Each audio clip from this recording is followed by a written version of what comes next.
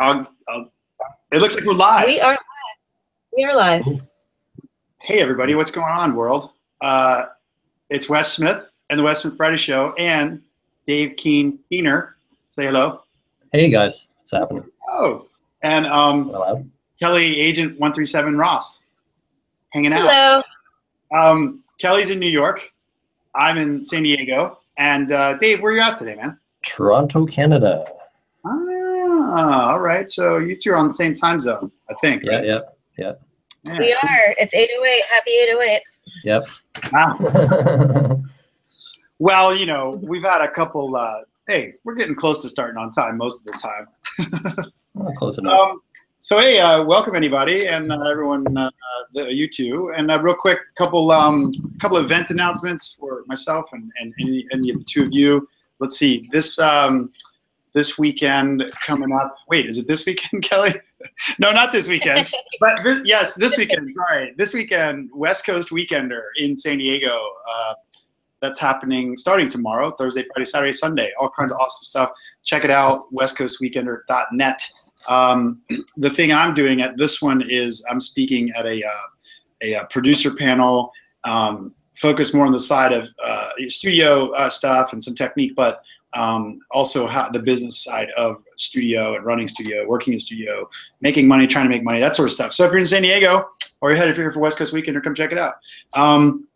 After that, the following weekend in New York, Game On Tour, the final stop of the Game On Tour will be in Brooklyn at Sunnyvale. That's the 13th, right, Kelly? That's the 13th, day before Mother's Day. The Saturday, not Friday the 13th. Correct. Nice. How terrible would it be, Dave, to plan a party on Friday the 13th? Oh, nice. And think that it's gonna. I'm sure I've done it. I'm sure I've done it before. I'm sure I've done it. Yeah, I've definitely done Friday the 13th. Yeah, I'm sure it's Awesome. Well, my third thing, because three's a charm, is right after that, the following weekend, Flower of Life Festival, Subdance, that crew, Subdance. I don't know if you call them Subdance crew, Subdance promotion, Subdance ravers, but you get the idea. Go find it, check it out. That's the DC area, DC, Virginia, Baltimore, Maryland, Pennsylvania, Pittsburgh, everywhere over there. A really fun festival. Right smack in the middle. Yeah, what's that? Yeah, out in the woods at Four Quarters Farm. So that'll be awesome. There's a lot of awesome talent on that thing, and the best I could say about that is go check it out. Flower of Life Festival 2017. I'll stop there. What do you got going on, Dave? Any kind of event of any sort, any kind coming up that you want to share? Just playing in Toronto on Saturday, a place called Door 55. Playing, and I guess in about 3 weeks, opening for Declining. Ooh, So we'll see. Nice. See. He played. Well, he's been in the States a little bit recently, right? Done a couple dates. He's been he's been around. here for a bit. Yeah, definitely. He's been here for like a year. Well, he keeps going back and forth, but still, yeah, he's played a lot of shows. Yeah, but I think recently I saw like Seattle, Orlando, like because he was here in San Diego, so he definitely did or is doing, I guess, in the middle of a tour. Absolutely. Along with our good friend Jenna, Summer of Jenna. I saw her here. Mhm. Summer of Jenna. How about you? It's almost great. How about you? Well, I have to put a plug in for the most mentioned person on the variety show ever, Eric Rigsby. Oh, we're just gonna run with it. We're just gonna keep running with it. He's doing a new series called the Fault Line series, so I'm coming up next on that one. So I'm putting together a mix show right now. Don't you have a mix show coming up soon? Who, me? Yeah. Not me. I don't have a mixed show coming up. You have a mix coming up for a podcast. No, that's later. That's in July.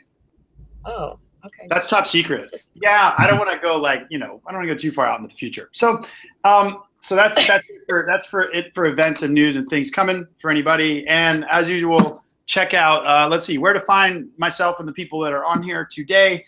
JuiceRecordings.com, record label, who helps keep all this stuff floating. And thanks for everybody that supports that. Awesome. Like the crew in Orlando last week, we were there, ShYo and I, for the Game On Tour, Jefferson Funk and Slam Jamma crew. That was awesome. Had a lot of fun there at Peak. Thanks to Sammy and all them.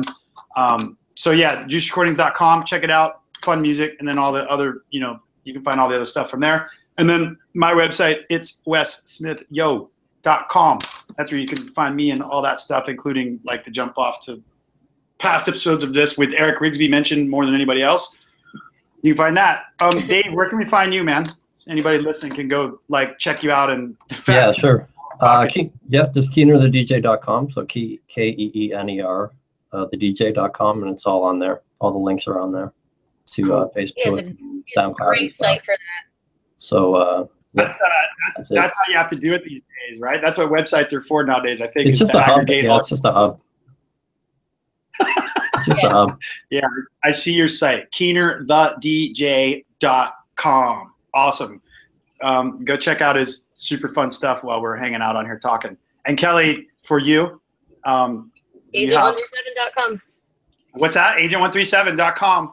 Agent137.com.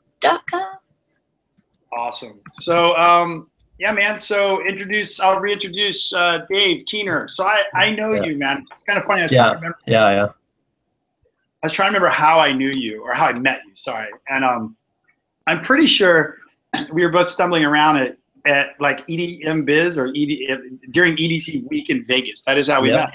Yep, that's the one. Yeah, we were looking. This year? No. A couple years ago. Wasn't it? Do you remember what year that was, Dave? Oh man, 2014, I guess. 2015. Yeah, right. Yeah. 2015. 15. No? Oh, fuck, okay. I'm not good with you. It's 15 because 16 I went back and we actually did an exhibit. That was interesting. Yeah. We did like a booth there. Okay. That was cool. But tell us, give us a little bit of the 411 on Dave, man. That sure. And then we'll dig into a whole bunch of things. But Sure. My background, I come from a studio background, so I started working in a professional studio when I was 16. A place in Toronto called Metalworks. Pretty much how it sounds. The guy that used, I don't know if you ever remember, that's this rock band called Triumph. Anyways, he's the drummer in a rock band called Triumph. And he owned this. It's cool. It's a cool. It's a really nice. It's a really posh studio, and it's really nice. Nice place. It's where all the big stars used to come in town and stuff. All right. And I went to. I was there for about 5 years, and then I went to school for a place called Fanshawe College in London, Ontario. Okay. And graduated from that about 3 years later and went to work in another place called Phase One. Phase One was pretty much the opposite of the posh studio. It was the drug studio, the vibe studio. I worked there, and I worked there for about 3 years. Worked on a bunch of cool stuff. Was in Vancouver for about a year after that. Was in Chicago for a bit, at a place called Chicago Tracks, and then went to California for a bit. Was in LA for a bit at a place called Cello on Sunset, and then back to Toronto. In LA, what was the years of the LA? It would have been between 2001 and 2006, I think. All right. Back and forth. There the entire time.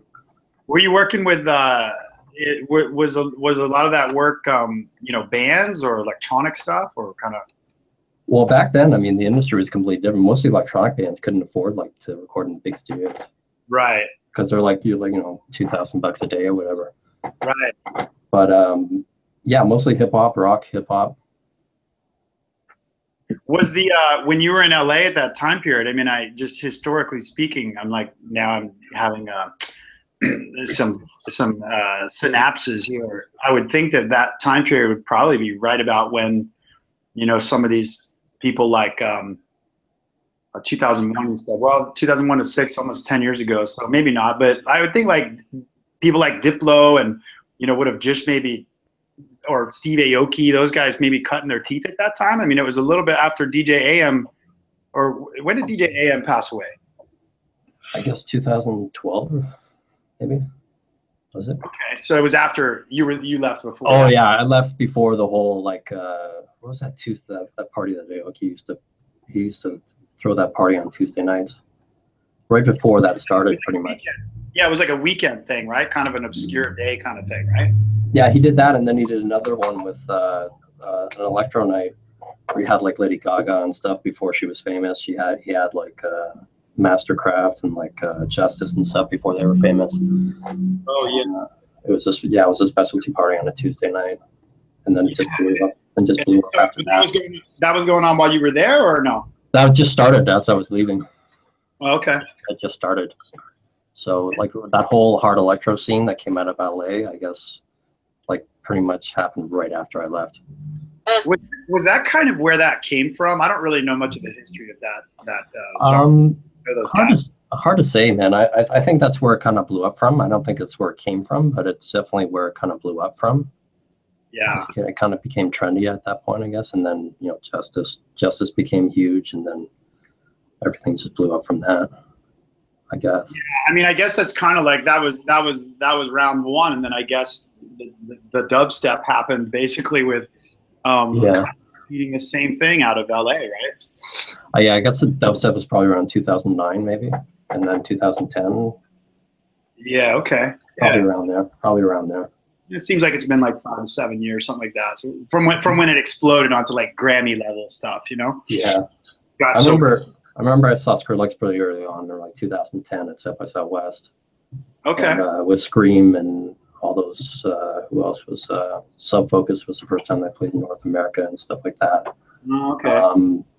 Yeah, I remember thinking this is the new shit. Like I remember thinking like I never was a huge fan, but I remember thinking like it's just the kids going crazy and it was just nuts. And I just remember thinking, yeah, this is the new shit. I mean, I definitely remember like probably one of the first times I heard dubstep in a big place. It was a guy from LA, Rusco. I think I pronounced that right, Kelly. Rusco, yeah. Rusco, yeah, and I saw him actually in New York, just playing at like Governor's Island or something. And there's probably, I don't know, maybe 1,000 people or something in this tent, maybe a little more. It wasn't days, but it was that kind of thing. And dude, honestly, I never had so much fun. Like I had forgotten how long it had been. Like it had been so long since I had that much fun in a tent with that many people, dude. Yeah. Were you at Electric Zoo? What's that, Kelly? Was it Electric Zoo?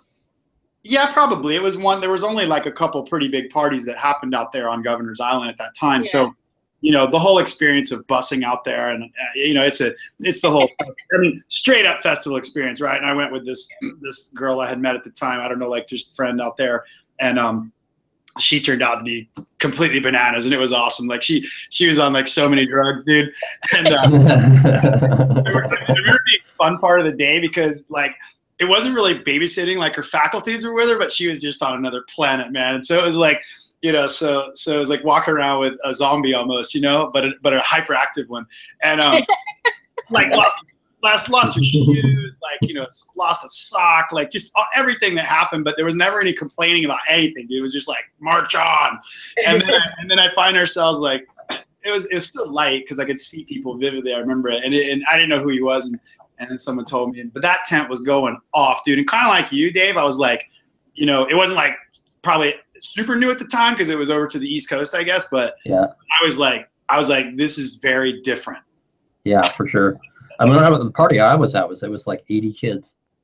It's probably about 75, 80 kids, and it was a small little place, and it was just going off. Yeah, but that was on the Coast, right? Or you said South by Southwest, yeah. Oh, there. Okay, sorry. I thought I heard in Austin, but yeah, it was unbelievable. And you were right. And you were right, Dave. It was the new shit, and it's still got a fairly indelible mark, contrary to many people's thoughts that it would just go away.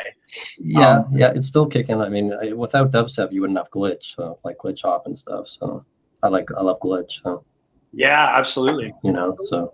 What's speaking of that? What's I've never played on the east side of Canada. Shame on me. Shame on getting out there. I'd like to, but so my point is really only on the West Coast, and it's you know, Canada's got a must have, you know, certainly on the West Coast has an interesting legacy with music, and I find it typically more funky, more glitchy. Like really excited about that. What's it like where you're at? What's going on now? Toronto's honestly, man, like I'm biased, obviously. Like, Toronto's one of the best cities in the world for music. It really is. I mean, I can't stand Drake. Like, I absolutely I can't stand Drake. I'm like one of the only people around. I get people like I do open formats outside the city, like DJ night, and I get fucking girls yelling at me because I won't play Drake. But yeah. Oh, but you know that. Okay. But I mean, as far as the Toronto scene, I mean, the break scene's good. The drum and bass scene is good. Yes, there's a thriving metal scene if you're into that. I mean, it's like the punk scene is good. It's like you get a lot of reggae, soca. Like honestly, like every kind of music is represented. It's pretty cool. I mean, Toronto is the most diverse city in the world. It's a fact, but it's how big is Toronto? This is the geography lesson portion of the show. Fuck, I don't even know. The Greater Toronto Area, I guess, it's about 3.5 million people. It's the fourth biggest market in North America. So you got LA, really close. Yeah, good job. Yeah. You got LA, New York, Chicago, and then Toronto. Yeah, I mean, I guess musically, I first heard about. I think I've been there once, man, but like definitely can't remember anything about it other than I think I went there. But I had a drum and bass phase for a while, and I remember Toronto, like, you know, at least as far as North America goes, definitely some of the North American talent was posted up there, and that was pretty popular. That was a ways back, but I don't know how drum and bass is there now. But Kelly, you're pretty into drum and bass too, so you might know. Yeah, definitely. I mean, I've been listening to drum and bass for a long time, and there's always producers out of Toronto, T-Dot, you know. So, but yeah, I think that it's grown a lot. I mean, you can talk about it better, Dave. Yeah. Well, I mean, for people that don't know, like, just to throw out some names, we have like the main guy in our scene is a guy named Marcus Visionary. Okay. He's pretty legendary. He plays all over the UK, all over Europe. He's one of the biggest guys. Cool. Who else? We got a guy named NC17, Peter. There's a lot of up and comers. A guy named Polaris is probably the guy that's probably going to be coming up soon. That everybody will find out about. He's got a bunch of tracks on Hospital Records right now, and a bunch of other labels. But yeah, this is a thriving scene, man. It doesn't suck to come to Toronto. Not at all, man. Hospital seems to be. I certainly enjoy the talent that I've heard roll through San Diego that's affiliated. They seem to be kind of the top dog in the drum and bass world these days, or up in the top. Must be. Yeah, they're definitely up there. I mean, they're a lighter label. I mean, I like the harder stuff more than the ragga stuff. Personally, but it's I guess it's a little bit lighter, but they are definitely probably top 3 in the UK at least. I don't know worldwide, but definitely top 3 in the UK. You got Ram, which is Andy C's label. Yeah. And then a bunch of others. So yeah, it's they come to Canadian Music Week every year. They love it here. So yeah, Ram is crazy, man. That's a great story just for a label that's been around for a minute and still just cranking it out, man.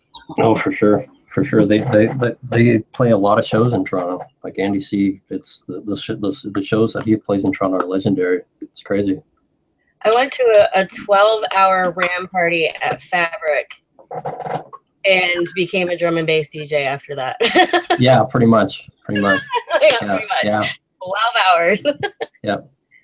Somebody, maybe you guys will know this. Somebody, when I was in Florida recently, went out to dinner with Jefferson Funk, by the way, he gets a name drop as one of the most exuberant personalities I think I've seen in the last 5 years at least in music. But he was talking about, is it Ram something? There's some big festival, I think that's Ram or Rampage or something like that. I think, is that related to the Ram record label? It's a drum and bass thing. Not that I know of. I don't know. I'm not sure.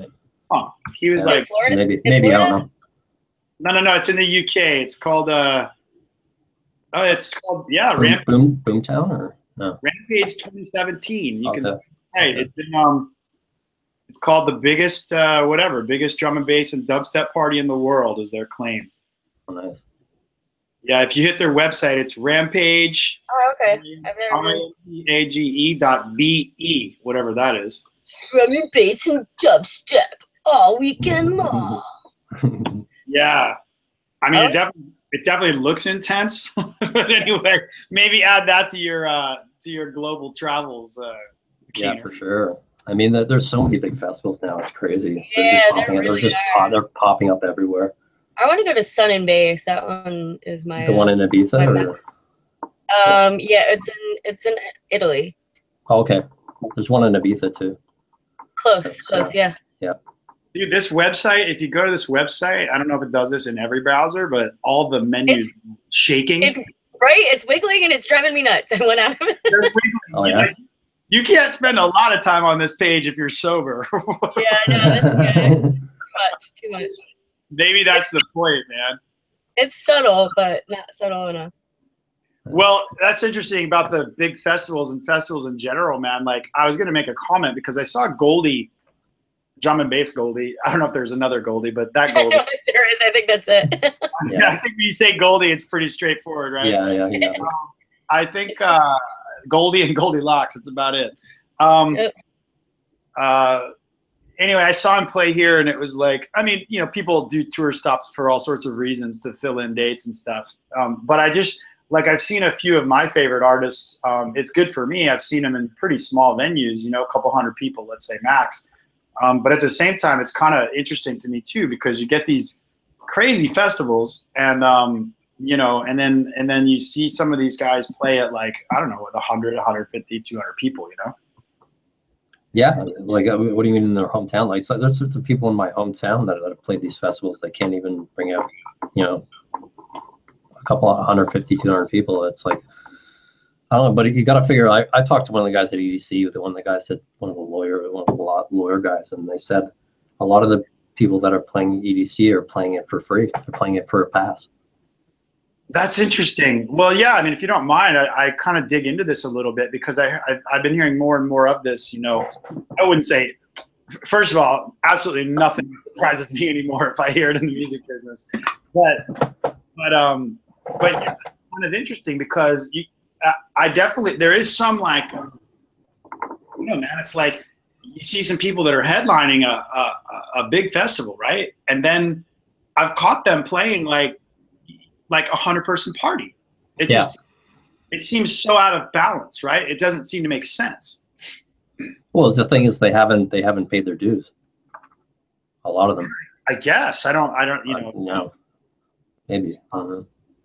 Oh, I don't know. I mean, I think that it's kind of interesting, because it really occurred to me, like, you know, because you see whatever people you like or you follow, and you see shows they're doing and stuff, and then you see them do a show, you know, maybe without all of the $1 million budget behind the marketing, right? And it's like, and it's like 100 people, and you're like, oh, okay, now I get it. It's like, if you play at EDC, it, like, looks really cool. But if you go play a show that's just you, okay, I get it. It's different, right? You know what I mean? Like, that's something that I would have to say was a bit of an awakening for me. Maybe for sure. Even rock bands now, like playing Coachella and stuff like that. There was a panel about Canadian music. We were talking about it, and it was basically how bands, like, the actual show itself doesn't matter.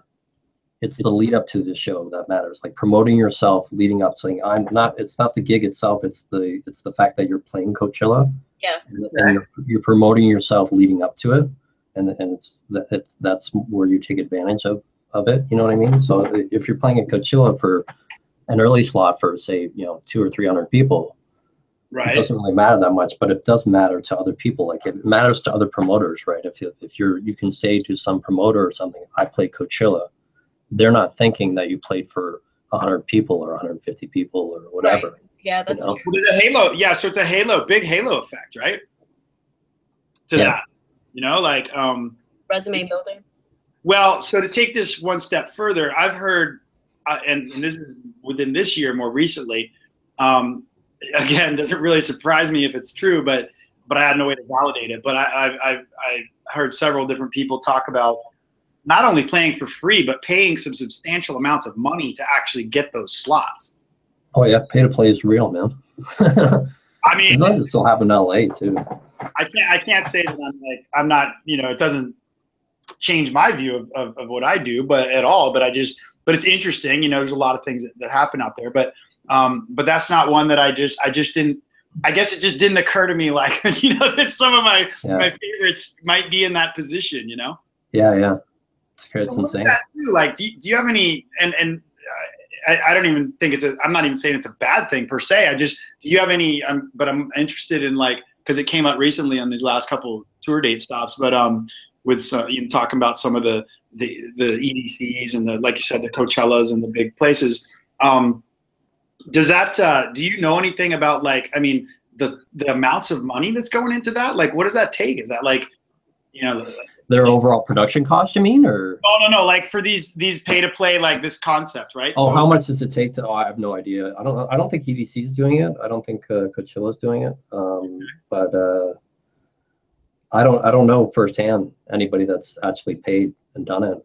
But I would imagine it's a nice chunk of change if you're going for a good slot. What an interesting way to make money, right? I mean, it doesn't surprise me in the least that the promotion business would figure that out. Well, the festival business is kind of declining a bit. It really is. They're not selling out as fast as they were, and they're not. I mean, the festivals in Toronto are declining for sure. I mean, is that because of just saturation? Like you said, all these big ones popping up. Well, I think it's that, and it's a bunch of other things. I mean, I think the kids are just kind of getting, okay, there's only so many festivals you can go to and watch a light show and watch a DJ fist pump, you know, before you hopefully graduate up into something that's a little bit better, you know. Like I see it happen. Like I went to we just had our first festivals. I mean, really big electronic festivals starting maybe 5 or 6 years ago. Okay. And you could see the kids. I remember going like I went to pretty much all of them, and like you can remember seeing, like, you remember the faces, and you remember the faces later on, kind of pummeling into, like, kind of filtering into the club scene. Okay. Later on, so I think with any luck, I mean, you graduate, you have better, you know, your taste develops, and you get exposed to new stuff, and hopefully, you know, you filter into the clubs and maybe get into more underground stuff, you know. With any luck, more like longer sets and just a little bit more maybe longer sets, just better, just real performance, not somebody just pressing play. So how's this one? So here's another one. You're helping me debunk myths. This is Mythbusters today. Okay. So the other thing that came along with that was some reporting of, like, some of the headliners at some of these, you know, where there's 50,000 people, let's just say, or whatever, even 20,000, whatever, and saying that basically that the sets were completely, essentially created, like, by a studio tech. Oh yeah, for sure. You know, because it's funny because, like, whenever you see one of these pictures posted where someone's like, oh, they're not even DJing, they don't have headphones on, like that doesn't bother me at all, because half the pictures of me DJing, my headphones are, like, around my, you know, down around my neck or on the table, because I have no problem mixing like that. Once I'm locked in, you know, like probably like both of you, I'd take the headphones off if I want and just mix, listening to it, you know. So that's never been an issue for me. But, you know, the funniest ones are like when there's no cables plugged into the. Oh, for sure, yeah. But it's kind of scary now. It's kind of scary now because you've got big, like, people you think are underground are playing pre-recorded sets. It's crazy. I've opened for a lot of the, like, the Major Breaks guys, and some of them are playing pre-recorded sets. Or if you're watching like one of the times we went to Electric Zoo, I'm not going to say who it was, but, you know, his set went down in the middle of the set, and it was clearly on his computer pre-recorded. It wasn't. Oh. Yeah, it was pretty bad, and, like, it kept coming up and, like, going through the loop of it. It was like, oh man, it was so bad. Yeah, and so like, you know, none of us are picking on those people at all by any means. I think one of the things I was like, I guess what it made me think of was, like, why is that necessary? Like, that's the first thing that occurred to me. Not like, oh, you suck or anything like that.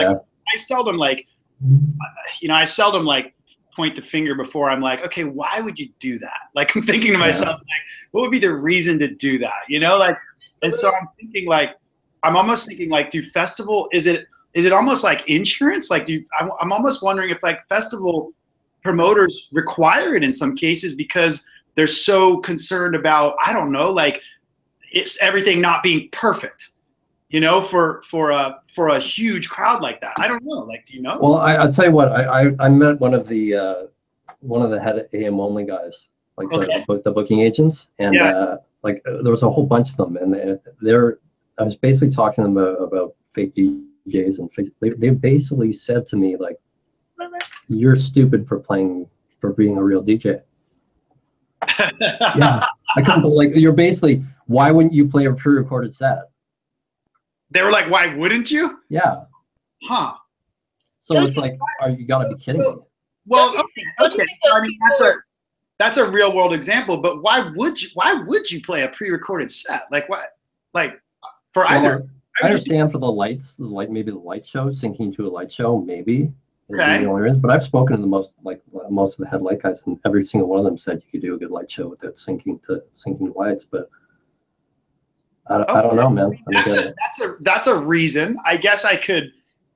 I don't know if I would love doing it, but I guess I could certainly like choreography, right? Okay, fair enough. Well, they're just cutting corners, really. Yeah, I think that's the bottom line. If you don't have to. I was thinking for a reason, like, okay, I mean, that's a great example. Like, maybe it was a lights thing, or maybe it's a dancers thing, or maybe it's some kind of, you know, choreographed sync issue thing, right? But the reality is, like, I just went and watched, you know, I went and watched Green Day play, you know, sold out. You know, it was really interesting to me because there's an arena here. Shit, what's the name of it?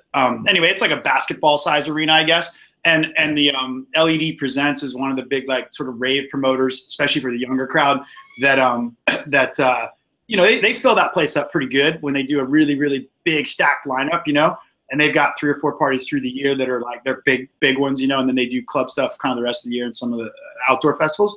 But this particular spot, you know, picture the round basketball arena, right? And so I've never been to one of their parties there, but I just, you know, but I live nearby, so I'll see the people, and you can see some of the lights sometimes, spotlights, just, you know, the general, like, lighting stuff going on. And I was thinking to myself, look at the lineup it takes to fill that freaking place, you know, for whatever. And then I went to the Green Day show there at the same venue, and that place was packed. And I was thinking to myself, like, how cool is that? That like 4 dudes with, you know, 3 dudes with guitars and a drum kit can fill this whole entire place. And it was going mad in there, you know, like crazy, regardless of old, young, whatever. But I mean, literally every lick of the guitar in that joint was on fire. And I'm thinking to myself, 3 dudes can fill this place. And then it takes like 27 with pre-recorded sets potentially. To fill it with the electronic world. So rock and roll is, you know, obviously still wildly alive. Yeah, for sure. I mean, as far as the pre-recorded set thing goes, like, I love mixing. You know what I mean? It's like, I feel sorry for the kids. It's like, if you don't, like, I feel like they're missing out. Like, I love doing it, and I feel like I totally agree with you, man. Like, why wouldn't you want to do it? I guess that, yeah. So like, you're hitting on what to me was like, why? Like, if someone said, why wouldn't you have pre-recorded? I would be like, what? Like, I would just be like, I don't understand. Yeah. I don't understand what you want me to do, Mr. Agent or Manager. Like, you want. Well, for them, I guess if you're doing a pre-recorded set, you go, like, whatever, a couple days before, you get in your computer, like Hardwell or whoever it is, I don't know. Yeah. And I guess you can show up at, like, it seems kind of cool. I mean, you can show up at the gig. You can drink as much as you want. You can rage. You can do whatever. You don't have to worry about mixing. You can jump around. You can pump up the crowd. And I guess, you know, you don't have to worry about screwing up, or I guess, I don't know. Interesting thing, man. But I'm with you.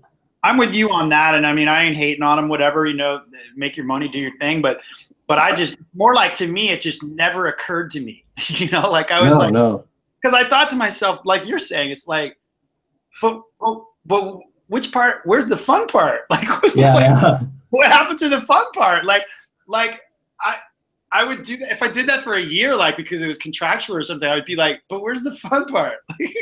They put more time into their little choreographed step, like dance moves, than they do their actual set. I guess the fun part is what you do with that paycheck. I guess, yeah. maybe it all works out, you know? Well, it's interesting, you know? But yeah, I mean, not even like, I mean, you know, like I think about what I'm going to play, but I have a variety of things and variety of directions I might go. And, you know, I don't do a live element to mine like you do. And I want to hit on that in a second for sure. Yeah, for sure.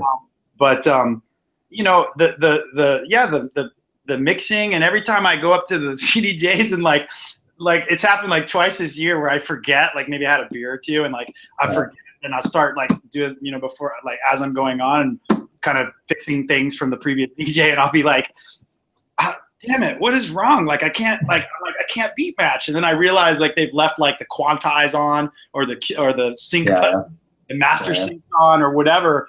And it's like, oh wait, I gotta undo all that stuff, you know? Because I can't even mix like that. So it's pretty funny, but like none of that stuff. It doesn't help me, so I don't use it. But I can totally understand how. Yeah, I mean, if you're mixing old records, especially like you say I do old funk sets all the time, like where I play like, you know, whatever stuff from the 70s, early 80s. You can't, you couldn't quantize that stuff. You couldn't, like, it's impossible for most of that stuff because it was just recorded with real drums. Without a click.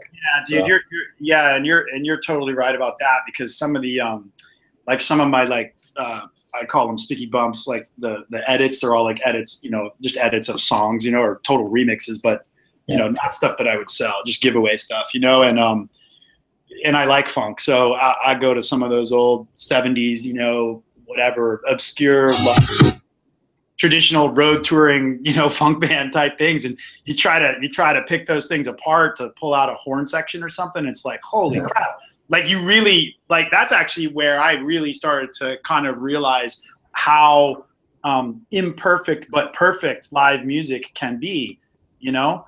Was trying to do edits of those types of songs that were truly recorded in one take, or you know, and the whole thing in a take, for example, in a studio, or even live, right? And you hear it, because everything's all over the place, man. You got to literally sit down and bar by bar straighten it out to turn it into a DJ-able tune. Well, look at Stevie Wonder playing drums, right? I joke about that all the time. Stevie Wonder drums, like when the drummer can't drum, like Stevie Wonder drums. But yeah, like fuck, he's all over the place, but somehow it works. Yeah, it's wild, man. Well, there's definitely an organic quality to it that obviously people continue to love because it works. But speaking of the drum thing, man, that's you and I had a chat about that when we first met, and I've still always been infatuated with that, dude. So lay it on us. Lay it on us. I want to hear about your drum stuff, and I don't know if you wanted to do something today or what, but I'm all ears. I don't have it set up right now, but I mean, what I'm known for is doing my live sets, and what I do is I like finger drumming. I bring live synths and stuff. I'll bring, like, sometimes I'll program loops into machines. Sometimes I'll just use like a regular drum machine, and just sync everything together and just play a full live set. That's so awesome, dude. There's a video. Is this a good video? I'm assuming it is. The one on your website. It's right there on the homepage. No, go to YouTube. Probably there's better stuff on YouTube. I think that's shorter than that one. You're like me, dude. You're like me, dude. You got to get your shit straight, bro. yeah. But there's only so much time in the day, man, to be messing with your social media. yeah. It's I gotta work on that. I really do. No, but you've got cool stuff up here. You've got a bunch of videos on your YouTube, right? So the one that's featured is only a minute long. So yeah, I'm not gonna play it right now, but okay. But I was just gonna tell people, like, because we definitely got some producer DJs for sure. Listen here and check it out later. So go check out. I don't know if it's YouTube / whatever. You can get to it off of his homepage that we mentioned earlier. Just type in Keener the DJ. Yeah, the KeenerTheDJ.com, and you can that works for everything. Instagram. Yeah, you can go from there. Yeah, YouTube.com / Keener the DJ. Twitter as well. Everything. You got it all dialed in, man, like a professional. Oh, kind of. Try. Yeah. How long did it take you to try to figure out, like, find a handle that worked on all across like everything that you wanted to be part of? You know what? I didn't even check. I didn't even check. Like I should have checked. I never even took a look. I just you know, that's what it is. That's what it's going to be, because my last name's Keener, obviously, and everywhere I go, people call me Keener. It's just one of those things. Like, yeah. When I went to high school, like the teachers call me Keener, the principal call me Keener, like girls call me Keener, everybody called me Keener. It's just one of those things. So I put on Keener the DJ. Like, I've got Keener for just about everything. I've got the Keener. I've trademarked it in Canada. I've got I've got it all for like Facebook, and I've got it all for all of them. So I guess I lucked out. I'm gonna definitely like double highlight this whole, some of your live performance YouTube stuff, and anybody even catching them out, because I really think I got a special place for people, you know, like that, a special good place in my mind, you know, and heart, for people who really go out and perform live in any way, you know, and do it in a way where it's not screwing up the maybe the sort of original format of that night. Like if it's a DJ night, you know, not going bananas, you know, and mutilating the purpose that people go out to hear DJs, right? Like there's people have an expectation, maybe not of the particular music, but you go to a nightclub that you know, highlights the DJ quote unquote culture. You kind of expect to go dance and have a certain level of thing, right? And so these things I've watched of yours where you work that in, you know, skillfully into that, what is otherwise traditional and sometimes repetitive, unexciting format sometimes. And I think that's really awesome. So thanks, man. I'm encouraging people to go check that out. And I've thought that way since the day you and I talked. Yeah. I showed you my video. That's one of the first things I did. I like, check this out, man. Yeah, you showed it to me, and I was yeah. Well, what I played with Ursula 1000 a couple of weeks ago, and what I did for that one, I do a different live set every single time. Every time out, I do a different live set. And this time around, I did a history of drum machines. So I did a history of drum machines from '78 to '86. Oh wow! I basically went through all the different drum machines, like, you know, Lindrum, Prince Drum Sound 808, 909. Yeah. Drumulator, all the major drum machines. Did a bit with those, like live drumming with those, and then I did some sequences with some more modern keyboard sounds and stuff with all the different drum machines. So it was cool. Do you actually have those drum machines, or did you load them? No, I have, like, back when I worked in the studio, this is what we used to do. We used to go in, we used to resample drums. So every time a big mega session drummer would come in, we go back in and we resample all the drums. So if some major producer came in, they brought in a 909 or an 808, we go back in and we resample it through a Need board and through like Apogee converters and stuff like that. So I don't have the originals, like I don't have the original drum machines. Right, the hardware, yeah. But I have like probably the best samples you could possibly get from them. It's awesome, man. It's totally awesome. I get it. Yeah, for sure. I mean, it's that's what I suspected you were doing. I didn't see any pictures here, so I'm imagining you showing up with all this vintage stuff, and then I wish I could be like Jeff Mills or any like one of those guys that play like live 909s. Like 909s, man, they're going for like $6,000, like $5 or $6,000 now. It's crazy. But I looked into some of it, but I mean, I have a couple Moog synthesizers, and that's where I sunk my money, and they're current enough to where I can have a lot of flexibility with them, but obviously not for drumming so much, but you know. Well, I'll show you one thing. I mean, it's this is like, you've heard of the boutique series. This is basically a 909. I don't know if they can see it. For sure. Basically a 909. Okay. A miniature version of a 909. Okay. It sounds, sonically, you're probably about 85% of the way there to the original. Okay. But it's basically like I use that live. You can get drum and bass sounds out of that. It's pretty versatile. You can get break sounds out of it. So like the stuff the small stuff that's come out over the last year or so. You've got like Volcas as well. I'll show you. Like you've got this is a little sampler. It's called a Volca sample. Cool, man. If nobody's ever heard of it, I don't know. But this is looks fun. It's basically like a little sampler. You can program like any sound you want into it, and you can play it live. You can sync it with keyboards like through MIDI or whatever, and it's fucking awesome. What piece of hardware? I assume you have a go-to piece of hardware to do the actual drumming on. What do you use? Machine, mostly. Okay. I just got a jam. Oh yeah, I still haven't gone there yet because I'm so used to doing it the other way that I just don't need it yet. I don't know, but there's definitely some stuff on there that's really cool. I love the strips on it and stuff. It's really cool. Yeah. But I'll definitely pick one up eventually. But dude, I just got this thing. I actually have to put it together, so it just looks like a bunch of parts right now. But show and tell right now. What did you get? I haven't heard anything come out of it, so I can't speak to what it's going to do. But I was pretty blown away when I saw one. But it's basically like a little kit, you know, thing. It's a work stack. Oh yeah, yeah, and it's pretty, you know, definitely the demo of it was cool. It wasn't that expensive. As with most things that you have to do some assembly required, you know, but yeah, it's pretty cool, you know. And then it has like its own little label, and the built by is like left blank, so you can fill in your own name, I guess. A bit kitschy, but I'm sure it'll sound fine.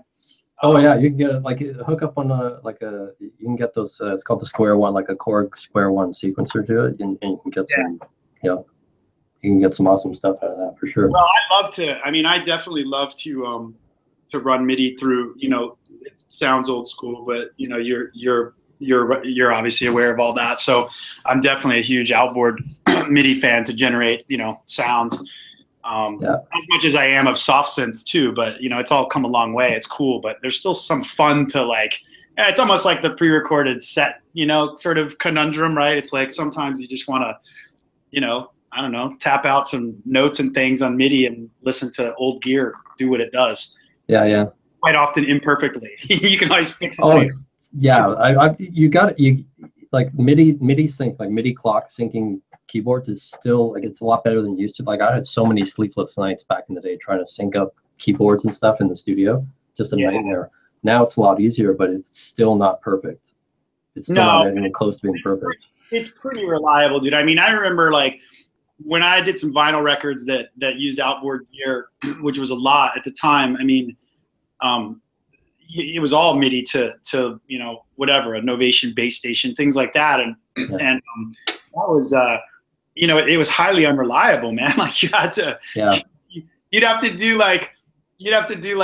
plan on doing like 10 takes. Yeah.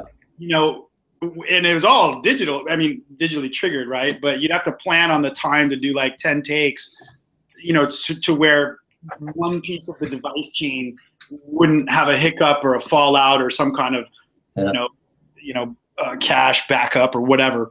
It goes on and all that stuff. But I've gotten to the point now where I can, if something screws up or something goes out of sync, I have enough experience with it where I can pretty much make it part of the show. I can start a breakdown. If the one keyboard gives out, I can basically stop it and do a breakdown or do a build or something like that. So that's cool, man. Yeah. Well, I'm still, you know, I've never seen you live, but hopefully I'll get that opportunity one day. Yeah, I'm gonna start doing some streaming. I think I bought a Swanky video card so I can hook my video camera up to it and to start doing some Periscope or something. Yeah, it's so much cool stuff, man. That's for sure. Hey, man, I know I'm gonna switch. I'm gonna switch the gears here because you and Kelly have been chatting about some crazy stuff. But okay. I didn't know you and I this is not true, but I was gonna say you and I may be two of the few people in the electronic music community that also really like Ultimate Fighting. Yeah. I don't get a whole lot of positive response when I tell people that that's what I'm gonna do this weekend. Really? You don't? No, I don't. Dude, it's huge in Toronto, man. It's really? Everybody loves it in Toronto. I mean, we had the biggest show up until Australia, up until Rondo lost to Holly. Yeah. Like 55,000 people we had. That was a GSP. That was a GSP show. Yeah, GSP. Yeah. He's coming back, man. Like that's what I hear, right? Yeah, he'll be back. I don't know when he's coming back. He's trying to gain weight right now because I actually trained with him a couple of times. He used to come down. I trained in a place in Toronto, and they used him and Faraz used to this year. I think he's gonna fight Bisbee. Yeah, and it's supposed to be in July, but we'll see what happens. I don't know if it'll be. I think it'll be later on this year, though. It'll probably be November. Yeah, he would have to gain some weight for that because I think this is a pretty natural 205 or no. Yeah, he's 185, but still, he used to fight 205. That's the thing. Like he's. Yeah, I was pretty sure I'd seen him fight there before. So he's probably pretty natural in the 180, 190 range, huh?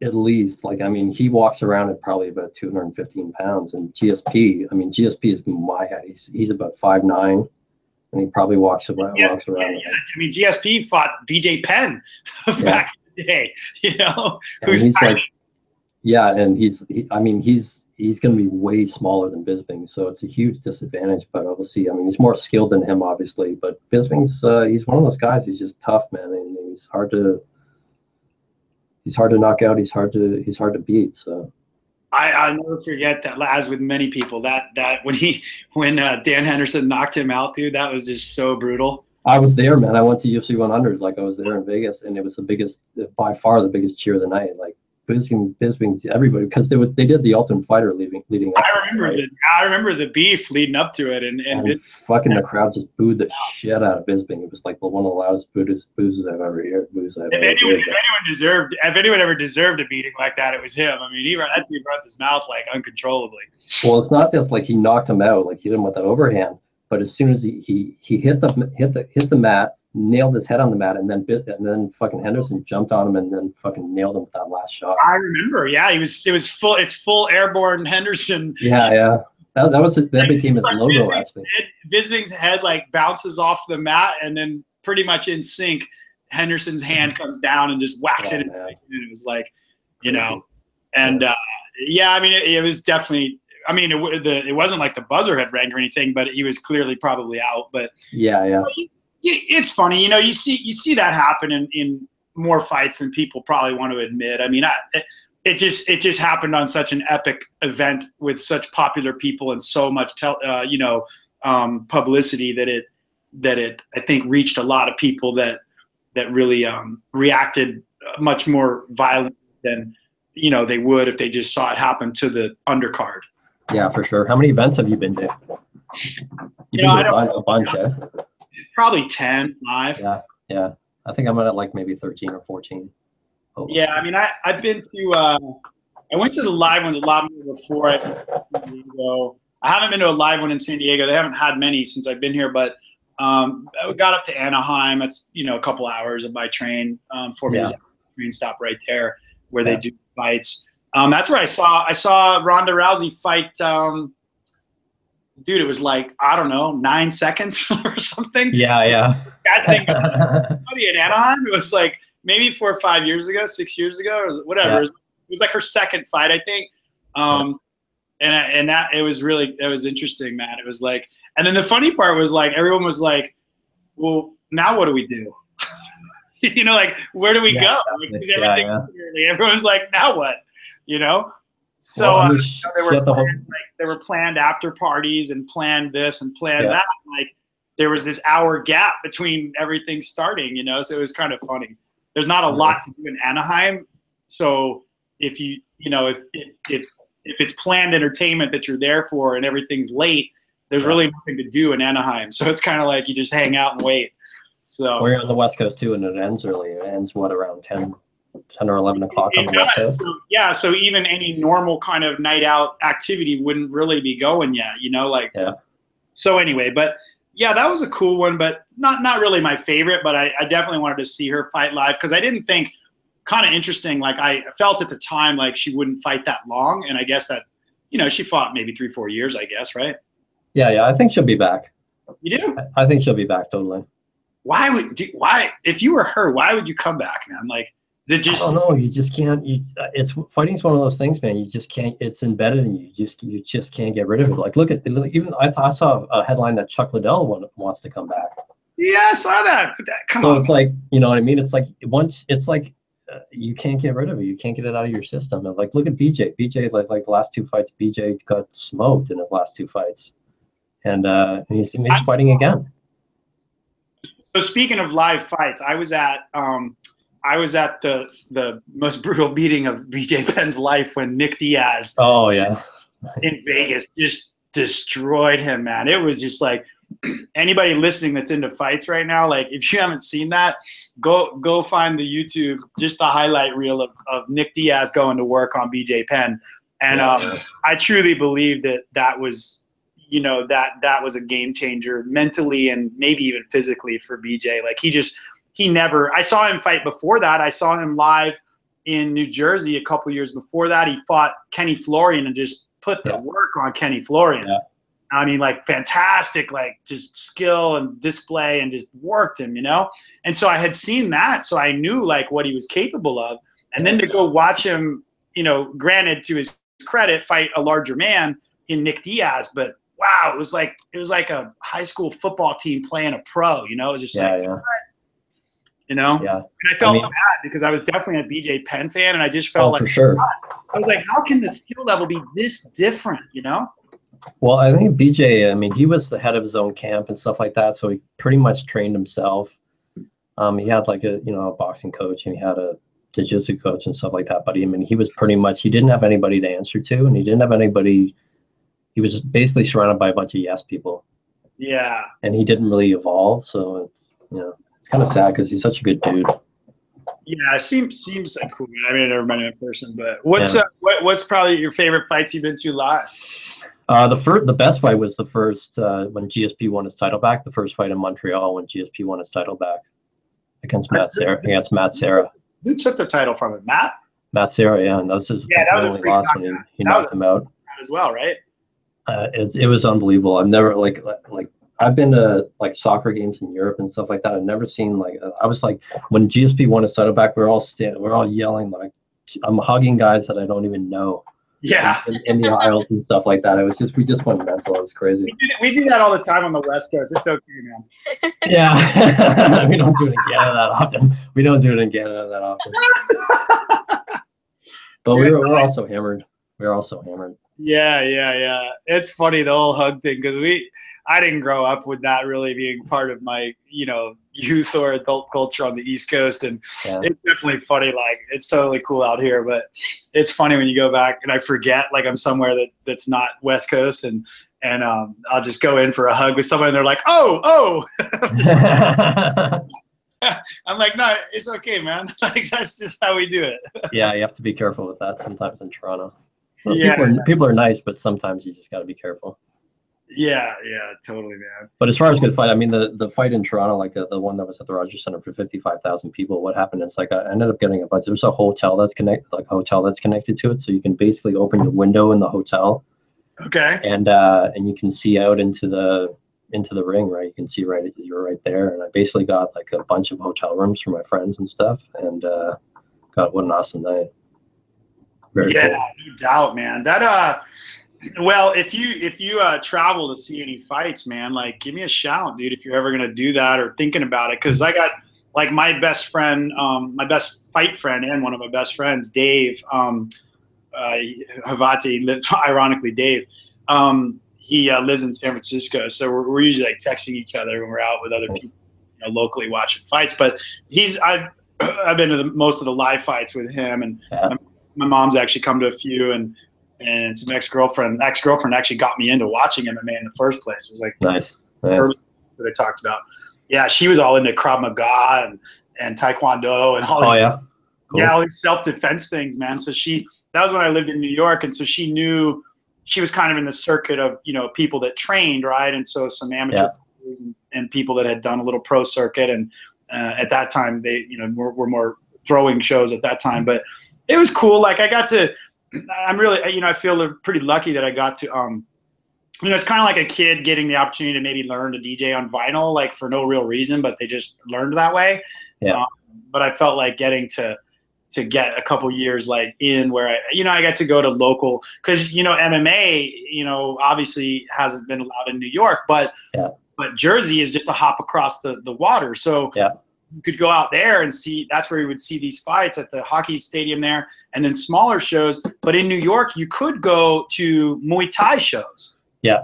So they had Muay Thai shows and boxing, and, they would do these events with, maybe, I don't know, 250 people in the crowd or something. And watching it on that level was really a neat experience, to kind of get to do that. And to tell you the truth, that's what got me into maybe continuing, sort of, I guess, getting excited about watching fights in general, because you really got to see up close, man. When you see, like, sweat and blood, yeah, for sure. It's like, Yeah. So, you know, the seats I get at the UFC fights I've been to, I don't know about you, but mine are so far back, dude. I can, you know, like I got to get the little voice headset so I can hear. Yeah, yeah. Well, we've done both. I mean, that year and that first year in GSP, we had 10th row floors, but they didn't have much security going on that night, and the security that was there was scared shitless. So I was with a bunch of fighter friends and stuff, and they're bigger guys. Like I'm a small guy. I don't look like I used to fight, but right. And these guys. The security just let us walk up to the second row, so we had second row. Well, what's your yeah, that's awesome, man. What's your fight weight? Like, what you actually train? Like, I don't train. Yeah. I started training when I was about 15. Just to be clear, I just like it as a fan. But my training weight was probably about 150 pounds. But I used to fight Thai boxing at 145s, and I fought straight boxing at 141, and then jiu-jitsu at 150. 145 is kind of right in the middle of the boxing, right? The people. It's usually small. I mean, it's a lot of. It seems like I see or saw a lot of smaller dudes doing that, but maybe not. Yeah. I mean, there's definitely once the UFC gets into like Eastern, like Asians, like Eastern Asia and stuff like that. I mean, I've been to Thailand a couple of times, and those guys are tiny, man. Those Thai fighters, they're just tiny little dudes. Just vacation? I've been there a couple of times. I went there to train once. I went to Tiger Muay Thai out there. To train, and it's yeah, it's pretty cool. I love those guys, man. They're just little dudes, and all they do is they drink, they smoke, and they fight. That's all they do. Why not? I was about to ask you, are they like they're pretty much like that's pretty much a cultural like thing to be part of, right? It's not so much a money endeavor for them, right? Oh, it is for some people. It definitely is for some people, but it's definitely ingrained in their culture. It's the biggest part of their culture. I mean, it's like hockey in Canada, or like whatever, football or baseball in the States. I mean, it's like it's the biggest sport in there. It's like it's the biggest part of their social scene and stuff. Like if you go out to watch fights, I mean, that's what you do. Yeah, I'd love to see. That's something I'd like to do. That's something I haven't had the opportunity to do when I've traveled out the country, is to get to watch a what would be a more localized fight, especially in the Asians. I never had the opportunity to do that. So hopefully one day. I got to see a bullfight once. That was pretty crazy. Oh yeah. Yeah, I'm not down for that at all. What's that? I'm not down for that at all. Yeah, I mean, this was like, I don't know if like nowadays I don't know how excited I would be about that, but I was significantly younger, and I was with a group of people, and we were in Spain, and these people offered it as one of the kind of excursion things to go do, and nobody wanted to go, and I was like, I'll do it, man. It was definitely gruesome, but it's their culture, but nothing really excites me about that today. I can't say I was altogether, not nauseous after some of what I saw at that time. Oh man, it was pretty wild. That's terrible. Yeah, it's a pretty interesting thing to have, I guess, continued as long as it has culturally, because it's obviously not something that most countries would probably, in general, most citizens probably wouldn't be like, oh yeah, that sounds like a great idea. Let's go torture this bull with multiple swords until he bleeds to death. For sure. That just doesn't sound like something most people would be like, oh great, let's go do that. Yeah, not cool. Interesting though that it, in a pretty isolated way, I guess, in Spain, has lasted as long as it has. Yeah. I think that'll probably go on forever. Do they do it anymore? I'm pretty sure they do. Yeah. They still do. Yeah, I'm sure they do. Yeah, I hadn't heard of it being outlawed. While we were fumbling around, I was trying to remember the first UFC, or not even UFC. So you may laugh at this one. So two fights I got to go to before any UFC stuff that I saw was, I can't remember. It was featured on not public TV. Duh, TV's public, but it was featured on. It was Elite. Was it Elite Force? Do you remember? Was that a Elite? No, Elite XC maybe. Elite XC. Elite Force is a DJ. Yeah. Strike Force. Elite Force. Good old Shaq. Here's the Elite XC, right? And it was who is the dude? So I remember the headliners for the night were Gina Carano fighting. Okay. And Gina Gina just went to work and mutilated that girl. Nice. And then the other one was funny. Kimbo Slice, dude. Okay, I was gonna say Kimbo. It was Kimbo Slice, man. Yeah. Yeah. Nice. But my point of what made me think of Gina was when you were talking about Ronda Rousey, because Gina Carano, you know, she kind of did it. You know, she wasn't even near as famous as Ronda, and Gina went. She knocked down the door for sure. Yeah, she's been wildly successful though with her Hollywood career and all that stuff. Yeah, she's hot. That doesn't hurt. That doesn't hurt. Yeah. Yeah, if anyone wants to see, in my opinion, probably the hottest MMA women's fighter ever, go look up Gina Carano. Yeah. Just hit images. She's a badass though. She's a good fighter. Yeah, I mean that's partly why. Like, it's not like I'm telling people to go check out a swimsuit model. I'm just saying she easily could be, but I'm just saying, like, she is super skilled, man. Yeah, like, she was wicked. She was beast mode, like 135 pounds or something, and then she you know, her weight's changed in doing her movie stuff, but you know, who cares, whatever. But her fight career was awesome, and you're right, she totally opened the door. You know, the only reason she wasn't Ronda Rousey is because there was no acceptance of it, period, in the UFC. Yeah. Dana would have at that time, in fact, you know, Dana was very clearly there will never be a women's division. Yeah, he used to say it on a regular basis. Yeah, like it wasn't even like he was concerned about it. He was just like, not gonna happen. And look at it now. It's like a lot of the women's fights are more exciting than the guys' fights. The women bring it, man. They bring it every single time. They're awesome. Well, it's got that fire, like anything where a certain segment of people, you know, who's been kept out of something, gets their chance, right? And then they just blow a hole in it because they don't know how long it'll last or any number of factors, right? Like, yep. And like, so, like DJs, sorry. Go ahead. Well, I coughed. That's I don't know. What were you saying? Like little Freudian. I was saying like DJs maybe. Like DJ. Well, you know, it's kind of, you know, when you first get your opportunity to play out the first time, you're so freaking excited, man. You're like, like. Have you ever played in Canada? Have you just played in the West? You played in Vancouver, or you played in Calgary? Where did you play? Vancouver, the only place I've played. I've had some interest, you know, going from the West towards the East. Just haven't got a show worked out yet, you know. But Electric Love Festival has brought me. Well, it'll be the third time now. It's based outside of Vancouver there, and in one of those like Indian reservation kind of places. Yeah. Outdoors, you know, festival, a few thousand people, really cool, really great promotion crew, and the crowd's great, man. It's like really different. I definitely love some of the crowds that get to play for in the U.S., but it's definitely energetic and a different crowd, you know. Yeah. So, have you played in Europe at all? Or? Yeah, sprinkled around. Never done any kind of tour thing, but I mean, I've got to play in the UK twice. Played in St. Petersburg, Russia. Nice.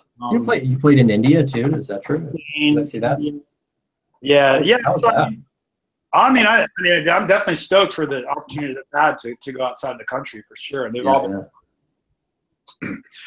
all been fun. The India shows were smaller. There was a festival was one of them, which was kind of like the main sort of catalyst to getting me able to go over there. It's just expensive, man. You know, unless you're an EDM, you know, headliner, I guess. Like it's just a lot of money for anybody to invest getting you there, you know. Yeah.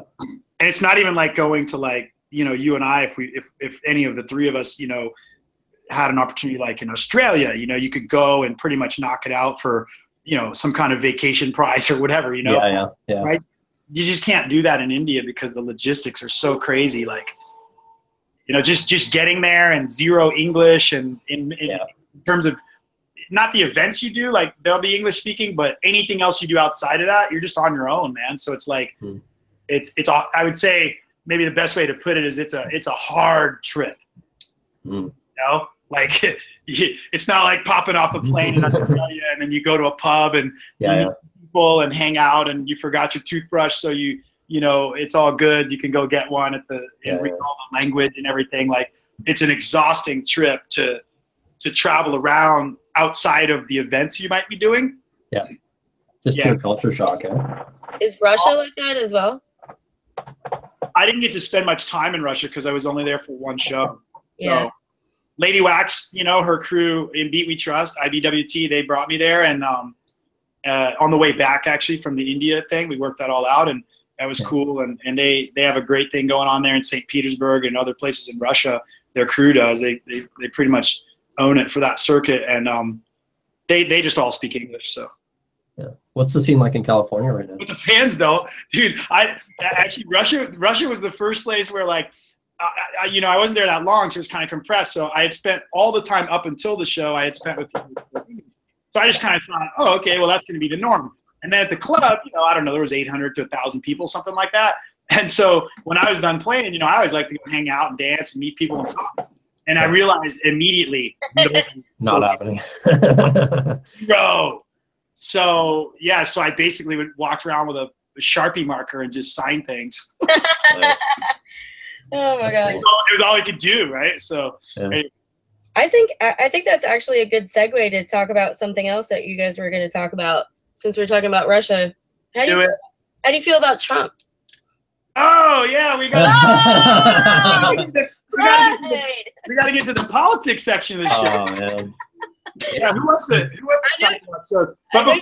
But before we do that, Dave, I did want where has been some of the coolest shows, like, for you that you played, and whether they were home or away or whatever?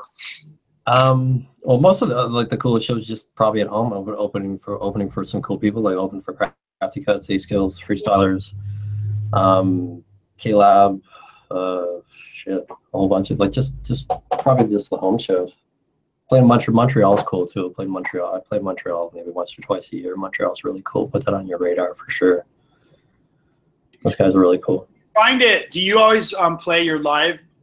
Well, no, you don't. Of course, you do play it without, you know, any pre-recorded like DJ set type stuff. I don't mean pre-recorded. I mean tracks, not pre-recorded sets, like in the sense of. Or I just mean, you know, pre-existing tracks. I guess. Yeah, I play regular tracks. I play regular tracks too, for sure. I probably do my live set half the time, and then the other half I'll do my original stuff, and then sometimes I'll just bang out a drum and bass set or just an old school break set or something. Do you find it harder to, like, or what's the difference, like, if you play like a smaller crowd with live and then a larger crowd with live? Like, what's the dynamic? As far as like the bigger crowds, it's the smaller crowds are easier because they can see what you're doing, they know what you're doing. The bigger crowds, it takes them about 15 or 20 minutes to figure out what you're doing.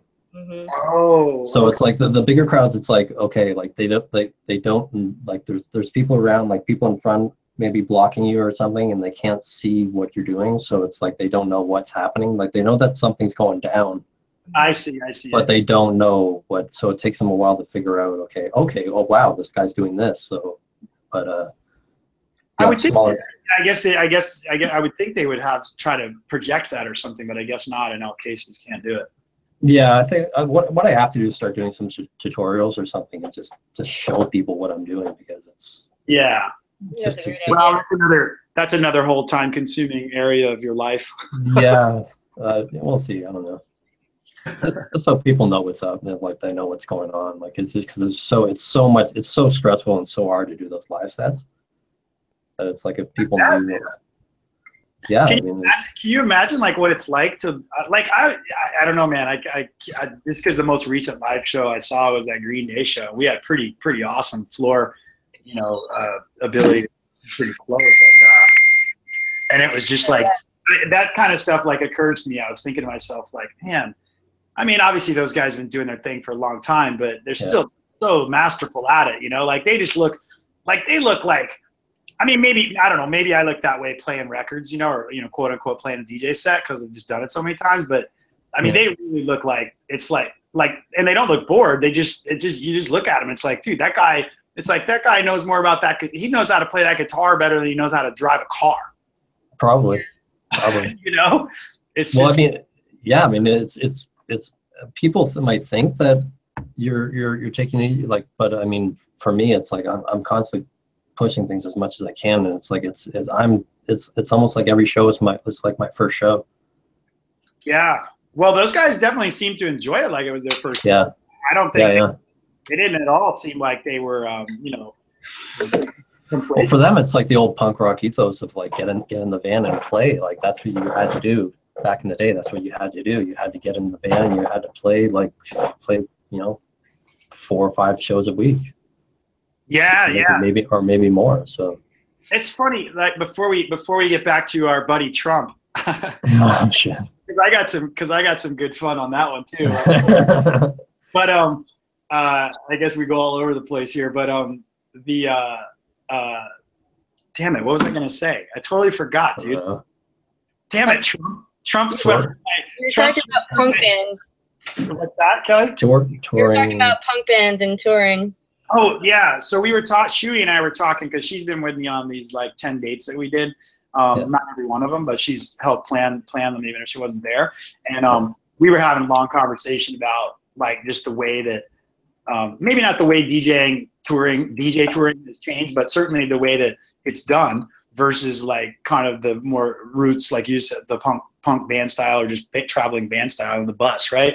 And we were kind of like, I was kind of like thinking like, you know, nobody really, I don't know of any DJ that's ever done it that style. I'm not even sure you could because maybe there's just not enough venues. She was kind of thinking there's maybe not enough, you know, enough venues that just kind of, you know, there's no circuit like that, like there has been for bands over all the years of gigging and that concept of like cruising through town with 4 or 5 people and, you know, just rolling in with your van and your trailer and, you know, super low budget, right? And you pick up a $200 gig or whatever the price is. And that kind of keeps you going on and on, right? I think there's been a couple of DJs that have done that. And I hate to like bring up the Skrillex is one of those guys that kind of did that, where he was playing like you'd see him at a festival, like something like a conference or festival, and he'd be playing 2 or 3 shows in a night. He'd go across town and he'd play like 2 or 3 shows a night. He'd get in his car and he'd drive places and play shows. Like that had to be before he was. Yeah.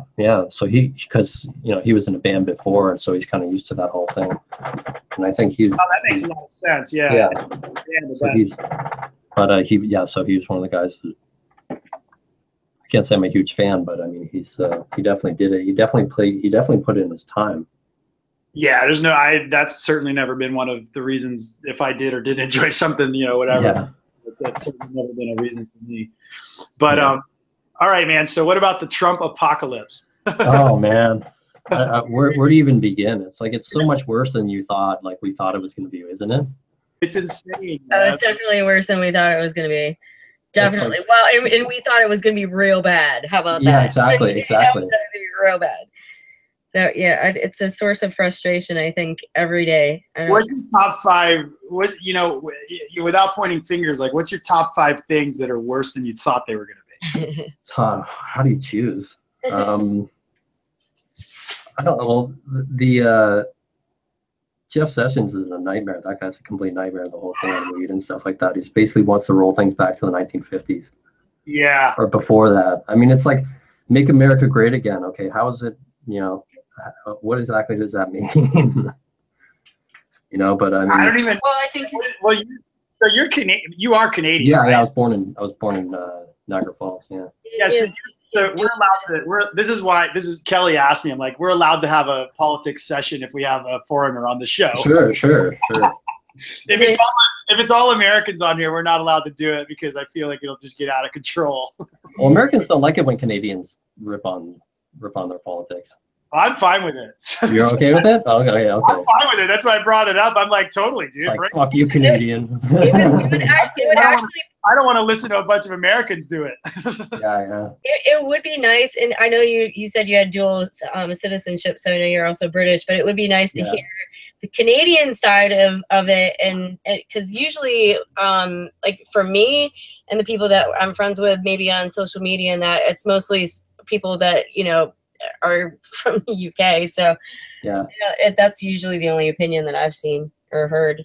Like where would you start if you're Canadian talking about this and observing all this gong show, and if you're in the US from whatever side you see it, but when you're outside, I am curious, like Kelly said, like where do you start with like Well, I mean, recently there was that thing about NAFTA, the thing about Canada, that Trump is ripping on Canada because of NAFTA and because of the dairy farmers and because of softwood lumber or whatever.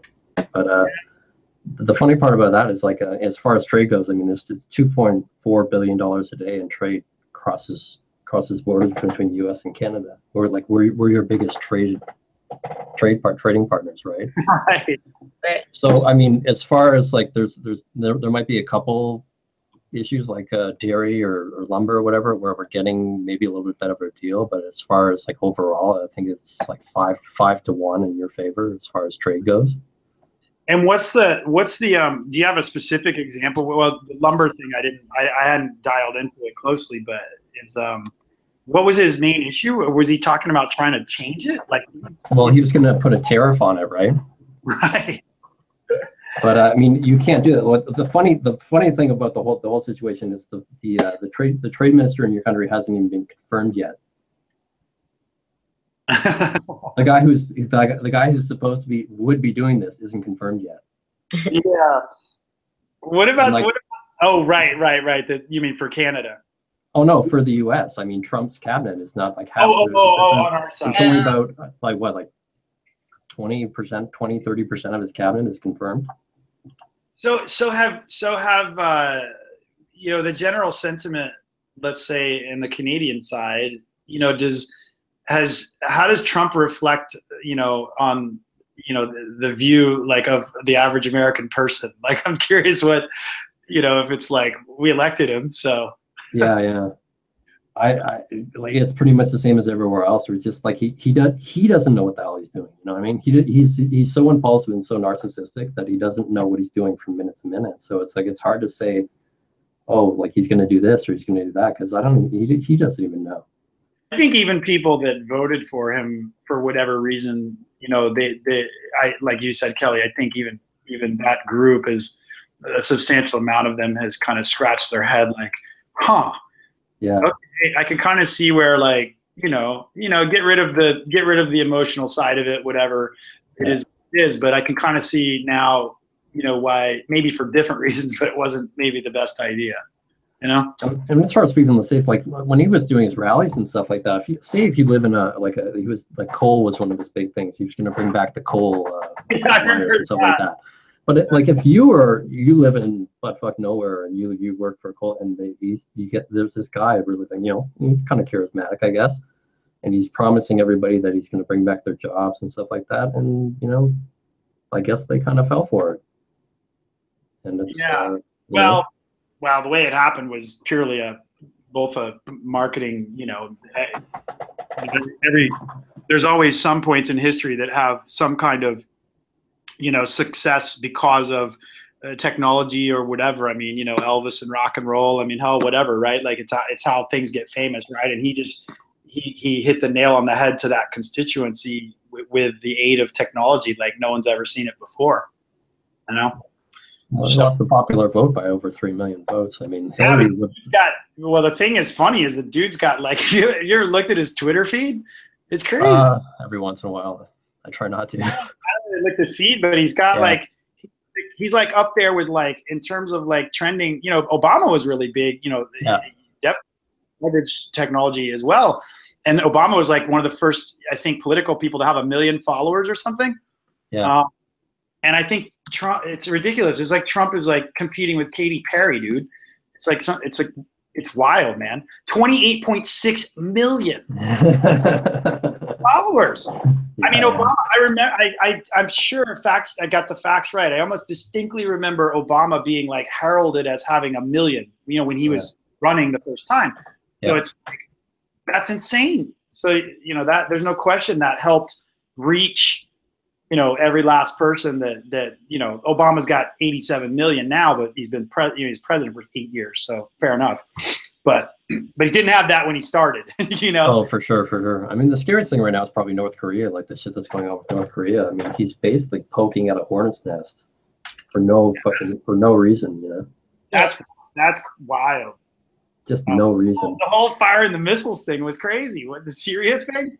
It was so stupid. I mean, it was just smoke screens. I mean, it was just, oh man. So this may or may not be a good place to segment this, but not a segue, but just to interject this. But because I can't say that I've followed politics ridiculously closely over time. Yeah. So I'm by no means an expert, and I certainly, wouldn't want to get into a debate where I was positioning that I have some kind of deep knowledge, to try to win a debate.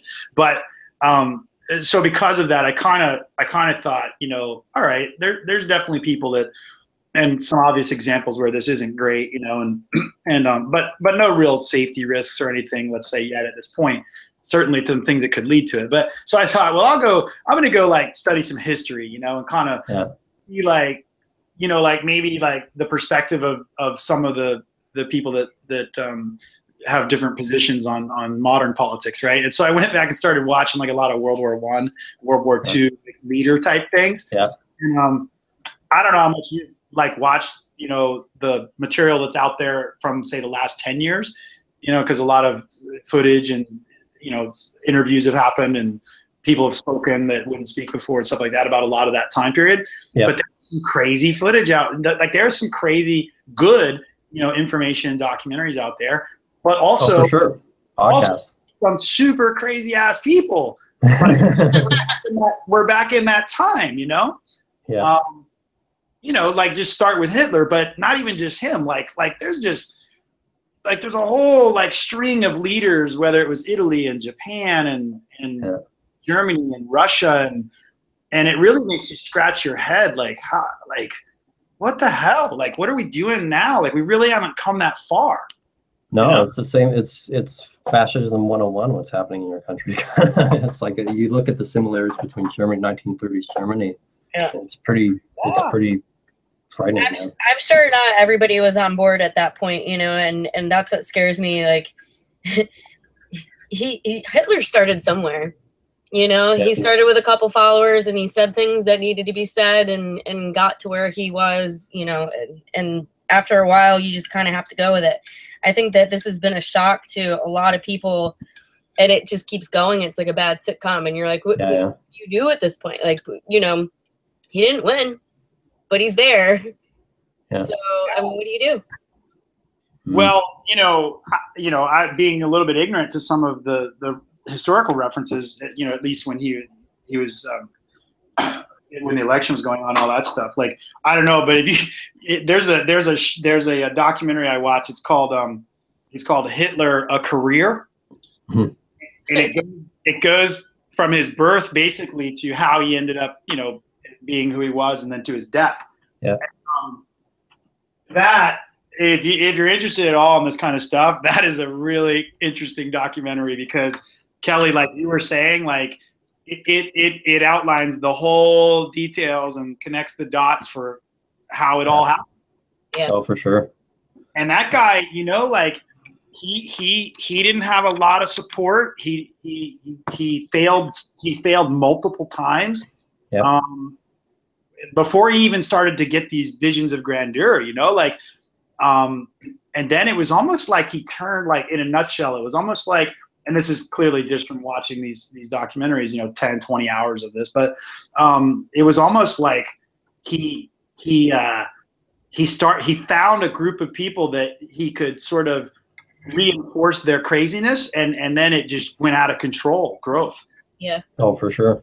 And then once they got the power, then they started to get like, just completely insane ideas, and not just Holocaust, like internment camp type stuff like that. That's obviously probably the worst from a human perspective, but crazy ideas in terms of like, I've always been interested in like construction and engineering and all that stuff, and some of the shit they built, man, it's probably like some of the only construction projects that were like close to like Egypt type stuff. Yeah. In terms of size and magnitude. It's like, oh, okay, that's what you do when you have all the money from all the people that you've taken over and killed. Like, okay, you take all their resources and money and that's what you can build. It's truly amazing how fast they built some of the shit they built. Yeah, it's crazy. I mean, even the microphones they use, Neumann microphones were German microphones that are still used in studios today. They're some of the best microphones that were ever made.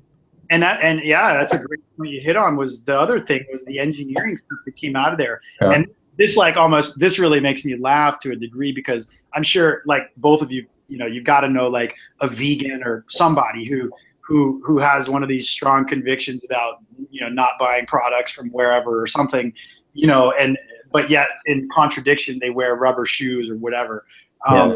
That kind of thing. And it's so funny because I got to thinking, watching all this engineering stuff and these things like through these wartime videos, and I'm like, I'm sorry, I'm thinking like, I'm not sure that most Americans realize, and North Americans, and including Canada, everything, but I'm not sure if that many people in first world countries realize how many things they use today are the result of Hitler being successful.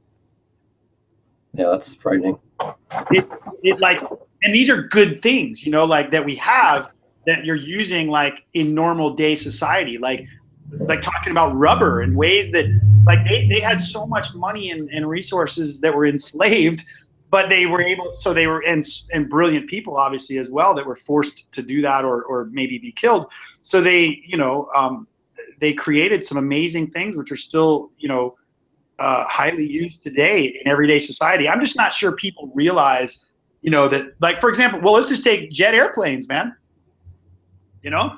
Like the advances they made with the jet aircraft and that kind of stuff, rockets, like that didn't come from North America. So it's nuts to like see that stuff. Anyway, what are you watching nowadays? Like, are you into podcasts and stuff like that, or are you? Yeah, I listen to some. What are you listen to podcasts? Like, I'm definitely into documentaries more. What podcasts you like? Joe Rogan's probably the best one, but there you go. For politics, there's one called Intercepted. It's got Jeremy Scahill. He runs an online news network in this guy Glenn Greenwald. It's probably the best source of news coming out of your country. That's for a podcast?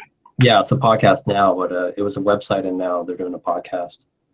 Jeremy Scahill, is that how you say that? Scahill, Scahill. Scahill. Yeah, I found it. Intercepted. I'll have to check that out. Yeah, that's probably the best one. But I mean, just the comedians too, like Joey Diaz. Have you ever watched Joey Diaz? Do you know who he is? Yeah, dude, that guy's. Oh, that guy's unreal.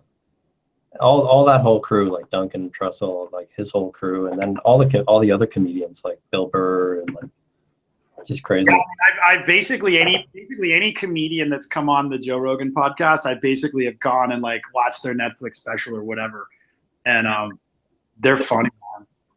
Those guys. I mean, the podcast is the best thing that happened to stand-up comedy since like the invention of the TV set, probably, So even the ones Joe talks about that he doesn't even really know or doesn't like, I still go watch them too. Like for sure.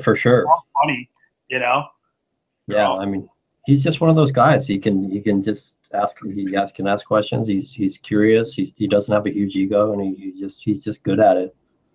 Oh yeah, with his podcast, it's amazing. I mean, totally inspired me, man. Like,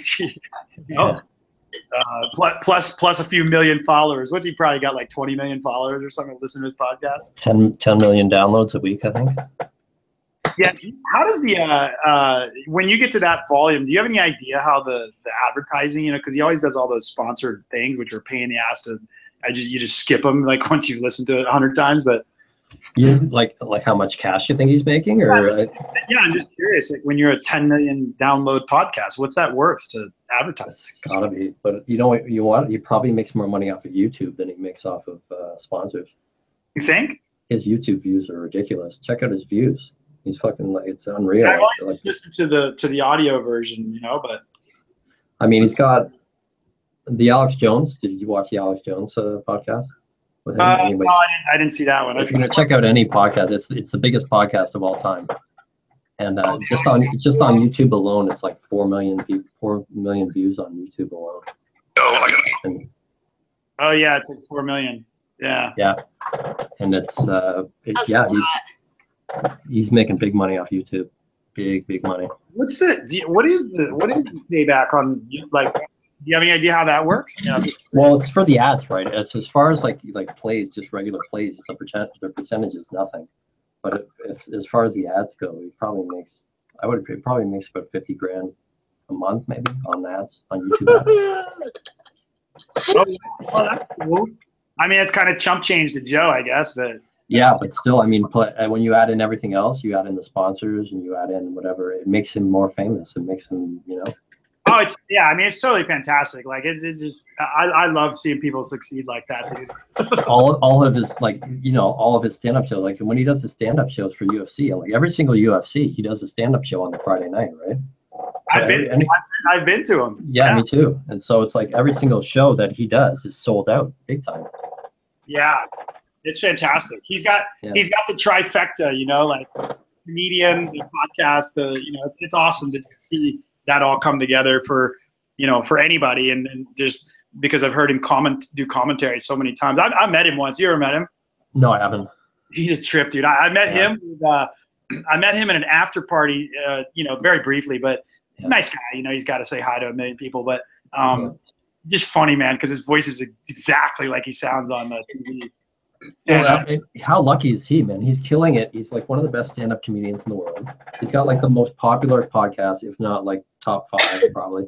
Yeah. And he gets to commentate on UFC. He's got like I'm not jealous of very many people, but I'm totally jealous. Totally. Oh, I think he's awesome, man. But he's not in a bad way at all. Not in a bad way at all. Like totally. Me either. And to do it in such fantastic fashion, where you basically just give the finger to all things you don't like. He's got complete control. Yeah. Like other than the UFC stuff, like he can't say certain stuff on the UFC broadcast and stuff like that. But his podcast, he's got nobody to answer to. And his but he's relatively free, even like he certainly avoids some subject matter, of course. Yeah. But he's relatively free in terms of language choice and all, because he really does the HBO, you know, the not HBO, the pay-per-view. Yep. Right. So, you know, I think he's respectful to the audience of that's buying tickets, but aside from that, he's pretty free. You know? Totally. Like how can you? But he's so focused trying to cram in his knowledge of MMA that it really would be unnecessary. You know? Yeah. He's a smart dude. As smart as they come. Like he comes off like sometimes like a lot of people. So I met. It was him and Buffer. Oh yeah. Oh, he's great. He's so great. And Herb Dean. Oh, nice. All 3 of them, dude, were standing together. I don't know whose after party it was. The 3 of them were standing there, and they were just talking, you know, and people were taking pictures and stuff. And I didn't get a picture with them, but shook all their hands, just said hi, and fanboyed out for a minute. And, nice. It was just super funny. They're all like workout beasts, you know, like it's like shaking Hulk's hand, you know. Yeah, for sure. I met Buffer in an elevator once, and like it was in Vegas, and we were trying to get him to do the Buffer 360. You know what the Buffer 360 is? Well, for UFC 100, it's the only time he's ever done it, where he did the spin. For people that don't know, like he's the UFC announcer, and he did a full 360 spin, and then he jumps up and jumps down, like it's just like this or what's it? This is the what's this catchphrase again? I forget. Anyways, You're live or it's time? No. Yeah, it's time. Yeah, it is time. Yeah, okay. Time. That's his. Yeah. So we're trying to get him to do that again, like try to do like a 720 or try to like joking about that. But that guy's so good. Yeah, that's classic, dude. That's really fun. That's classic. Really funny dude as well. Yeah, those guys. Yeah, that whole business was. I mean, it's still awesome. But just kind of watching all those dudes, sort of. You know, behind the scenes they had all kinds of struggles with crazy business. But getting to watch them for the most part enjoy themselves, you know, through that 10-year period before it got sold is pretty awesome. Yeah. The new owners are kind of, I don't know, man. It's hard to know what to think of them. Well, they don't seem as crazy as like SFX, you know, who bought Beatport and all the festivals and shit, or Clear Channel. Yeah. But I mean, it was obvious that the Fertitas, the guys that were running it before, that they were genuine fans. But these guys that are running it now, pretty much aren't. You know, but who knows? Yeah, who knows? If they would just make it where the fight nights that are on Fox, if they would just make it where I could stream those, I would be happy. Yeah. Because that I don't know how it is in Canada. Like, how do you watch those? Do you watch those? Is Fox like? Is it? Well, that's the thing. Like I normally just I normally just wait till it ends and watch it on Fight Pass. Oh yeah, because you have Fight Pass. I don't use Yeah. I don't have Fight Pass anymore, but yeah. I'm normally out at night, and then whenever there's But see, we can't do that. We can't do that here. I can't watch. That's why I stopped my Fight Pass, because we can't. I think it's because I'm in the U.S. and so Fox has these domestic controls, I suppose, on all the content, and you can't watch it. Well, you can't. That's the thing. Like, but you can watch it here, but you can watch it as soon as it ends. You can't watch it. You can't watch it live. You can't watch it live. Yeah. You You basically, I don't have cable TV, right? I don't watch a lot of TV. So it's like I'm not going to pay $150 a month just to watch, 2 or 3 UFC events a month, Well, yeah, of course, right. And so I don't have cable either. I have internet, but I'll watch the pay-per-views that way sometimes if I don't go to the bar. But yeah, anyway, so that's my, because I know that the new owners are listening right now to this podcast. Shout out, brother, man. Work out that Fox situation. Yeah, get on that. Work out that Fox situation for us. Can do it or whatever. I mean, why not pay-per? I don't get that. I don't understand why they like that. To me is that's got to change over time, right? Like the sporting events that still lock in this old school like territorial regional bullshit. Yeah. Like what's the problem with letting people pay like? Because I can tell you this, I am not going to subscribe to a cable package to do that. Yeah, for sure. Well, that's part of their deal with Fox. So that's what they have. That's what they do to get. That's what they had to do to get the big deal with Fox, is they had to give it. They had to give that up. It makes sense. So Fox like pressures that, right? And because it used to be on what? It was like a kind of one of the B channels, the sports. It was on Spike. It was on Spike for a while, and yeah. And you could stream that stuff and whatnot. But yeah, for sure. Fox, you couldn't watch it anymore. Yeah, so I've missed like every Nate Diaz fight in the last fucking 5 years. Yeah, really. Yeah, because they're always on Fox. Like Nate's always fighting on Fox. We have the Fox like sports channel, but we don't get Fox News in Canada. It's banned in Canada, right? Huh. That's probably a good thing. Yeah, totally. Well, look what happened to Bill O'Reilly lately. Because they're making up facts all the time. Yeah. Well, the whole culture, that whole culture. I mean, you had what's his name? The guy that Roger Ailes that ran Fox for a long time. He got busted. And then, like, if somebody at the top is doing it, then everybody else thinks it's fine, right? What's that? I don't know. I'm not familiar with that story. Well, Roger Ailes got busted for sexual harassment, right? Roger Ailes was the guy that used to run Fox News. He was the head guy. There's Rupert Murdoch, and then there's Roger Ailes was like the operator, like the president or whatever. He was the guy, the day-to-day guy. Okay. And so Roger Ailes got busted. He had 30 counts of sexual harassment. And they made him step down, and then it happened to Bill O'Reilly. He had 7 or 8 counts of sexual harassment, and they made him step down. They lost all their sponsors, and they made him step down. So, yeah, I missed that. I had my head in the sand on that one. But Fox isn't allowed up here. They're not. It's just a propaganda news channel, right? It's just bullshit, right? So they block it out. They block it out. Yeah, that's for sure. It's like a pay to play news channel, basically. No, so is MSNBC and CNN. I mean, CNN's pretty much the same as well. I mean, it's crazy. It's pretty funny, man. What other goofy things are there that Canadians, kind of scratch their head about us Americans? About Americans? I think like most of the people I used to work with are American. I mean, I don't have a problem at all. Like you've got like the stigma of the South and stuff like that, but it's for the most part. I mean, we're pretty cool with you guys, and it's not like Canada. Does Canada have like is there like a South kind of, Well, we've got like there's definitely there's no ghettos like there is in the States, but there's definitely we've got trailer parks. Have you ever heard of the Trailer Park Boys? Yeah, dude, someone turned me on. Okay, Trailer Park Boys, for those who don't know, Trailer Park Boys is a TV show, and it's a Canadian TV show based on obviously trailer park guys that live in trailer parks, and it's just pure white trash Canadian stuff, and it's like you kind of have to be Canadian to get some of the jokes, but it's really funny. If you haven't checked it out, check it out. It's really good. Yeah, that explains, because I had a hard time following some of it, but it's definitely crazy. Hey Kelly, did you have The time has flown by. Did you have a needle drop to do? I do. I have a needle drop to do. All right. We're going to take a quick break for Kelly's Agent 137 needle drop, and then we'll come back and figure out what we're going to do. I got to hit the restroom. Cool, man. You can hit the restroom. All right. Well, I'm going to take the video off. I can still hear it while I'm in the restroom. Fantastic. All right. So I have 3, so you've got some time. Go ahead. The first one is called Hands Up, and this is from Mac. It's one of my favorite ones that have come across the desk in the last couple days. And he's part of Square Pegs in North Carolina. I'm going to scrub it a little bit.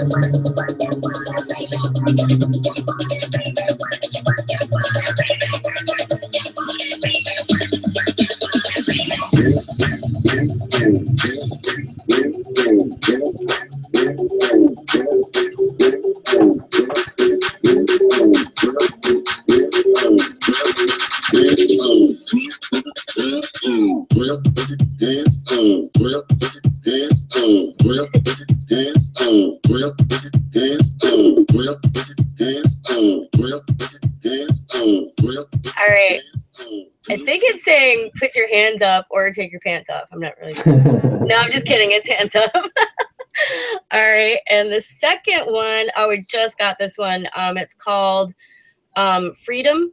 And the original is Boxer. And it is a Strange Rollers Rave for Freedom remix. And we're gonna get all old school piano ravey on this. Strange Rollers. Strange Rollers. Rave piano!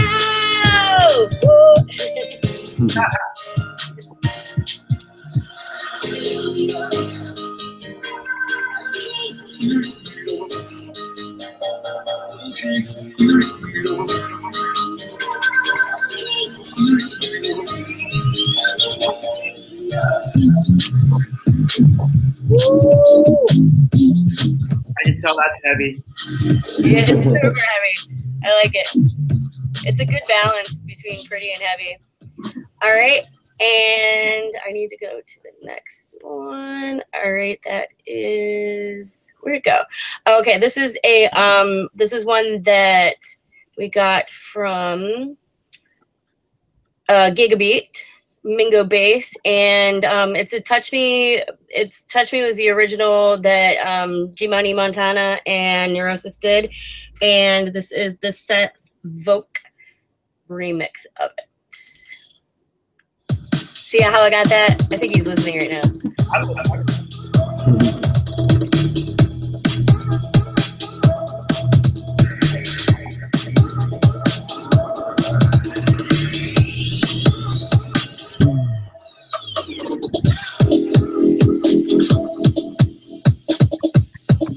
Grimy.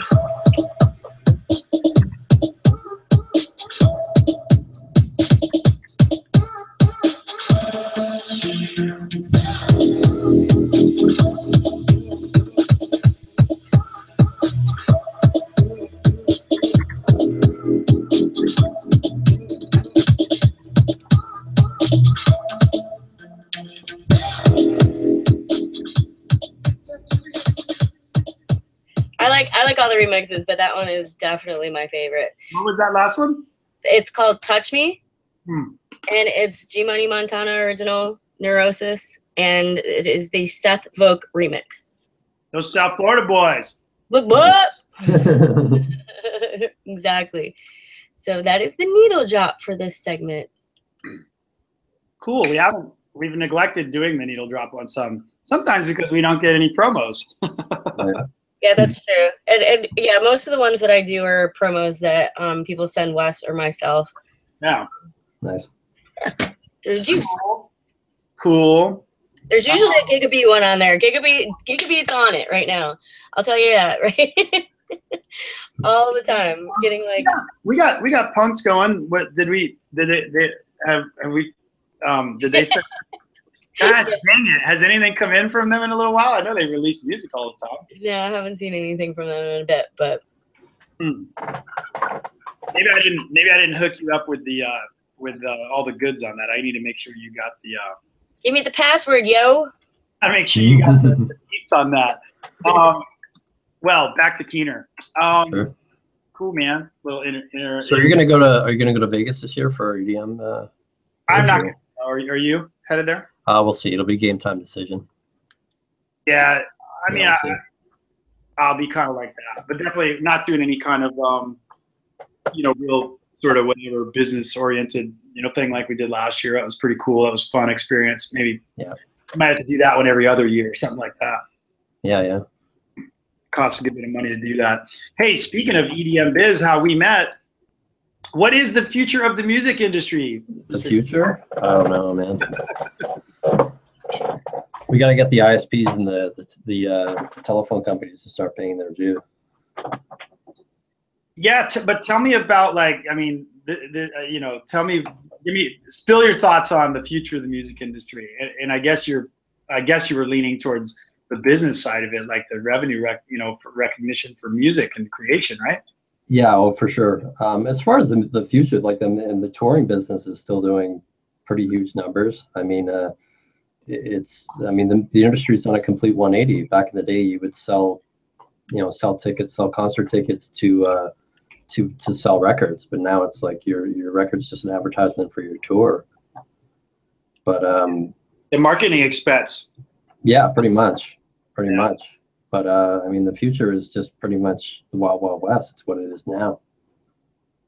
By any means necessary. So what do you think can happen with it, man? Like, what do you think it can?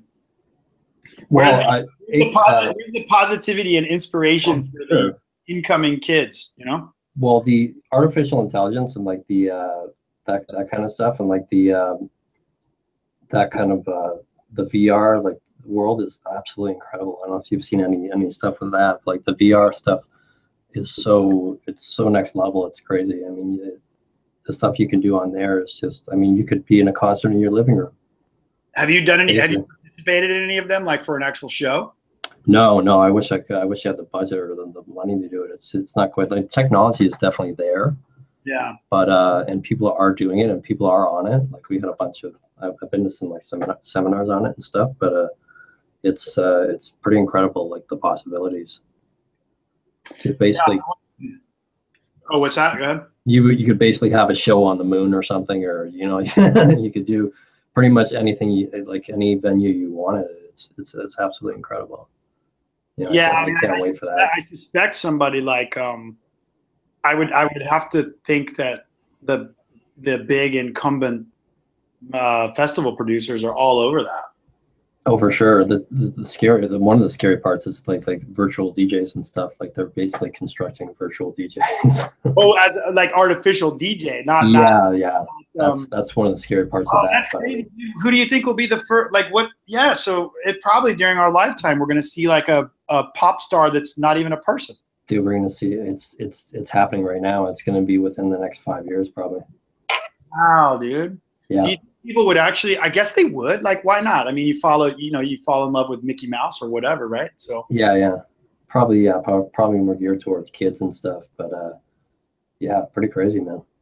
But I could see people. I mean, if the VR aspect was pretty immersive, which it clearly is, if that was immersive as part of this deal, why not just pay-per-view? I mean, I'll use EDC Las Vegas as an example, but why not just pay-per-view that into your, into the comfort of your home? And if you decide I don't know, whatever, if you're, definitely, that'll definitely happen. You don't like the people you're hanging out with, or whatever, you take the helmet off and go to sleep. I wouldn't be surprised if that happens within the next couple of years. Yeah, I mean, because why not? Certainly, you could get. I gotta believe you could. I mean, I'd probably pay it, dude. For sure. I would pay what I pay for a UFC pay-per-view to do that, and I bet certainly at least a few times. I bet a couple friends would. And, why not just have a dance party with 10 of your friends, especially the younger you are, like, because that's what you do anyway when you're for sure. You could basically be at EDC in your living room. Oh, that's so when your goggles on, you have a 360 view of the entire thing. You could go up to the stage. You could do whatever you want. That's the touring dollars, right? So how do you, like, as far as future of the industry, like, I mean, you know, dude, is there any? There's no return of music sales, is there? I mean, no. As far as sales go, I mean that's long gone. But I mean, what needs to happen? Like I just kind of started off saying, I mean, it's like we have like the internet service providers, like the big companies, have basically walked away scot-free without paying a cent to any artist.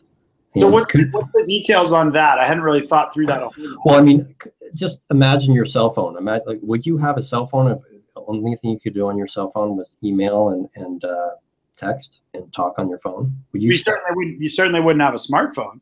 Yeah. Would you spend $50 to $100 a month on your phone? Or $800 to buy it? Yeah, exactly. Or would even your home internet, and at your home internet, would you spend whatever 40 to 80, $100 a month on your internet if all you could do was email and do basic web browsing? It's content. No, but is there an example of another industry that has gotten away with that similarly or not been taxed in that way? I mean, it's kind of like the electricity, right? I mean, it's kind of hard to say to the electricity provider that, you know, would anybody have a rice cooker if, you know what I mean? Like, you know. Well, the thing is, like, there's a thing called blockchain. I don't know if you ever heard of it. No, I haven't. Have you heard of Bitcoin?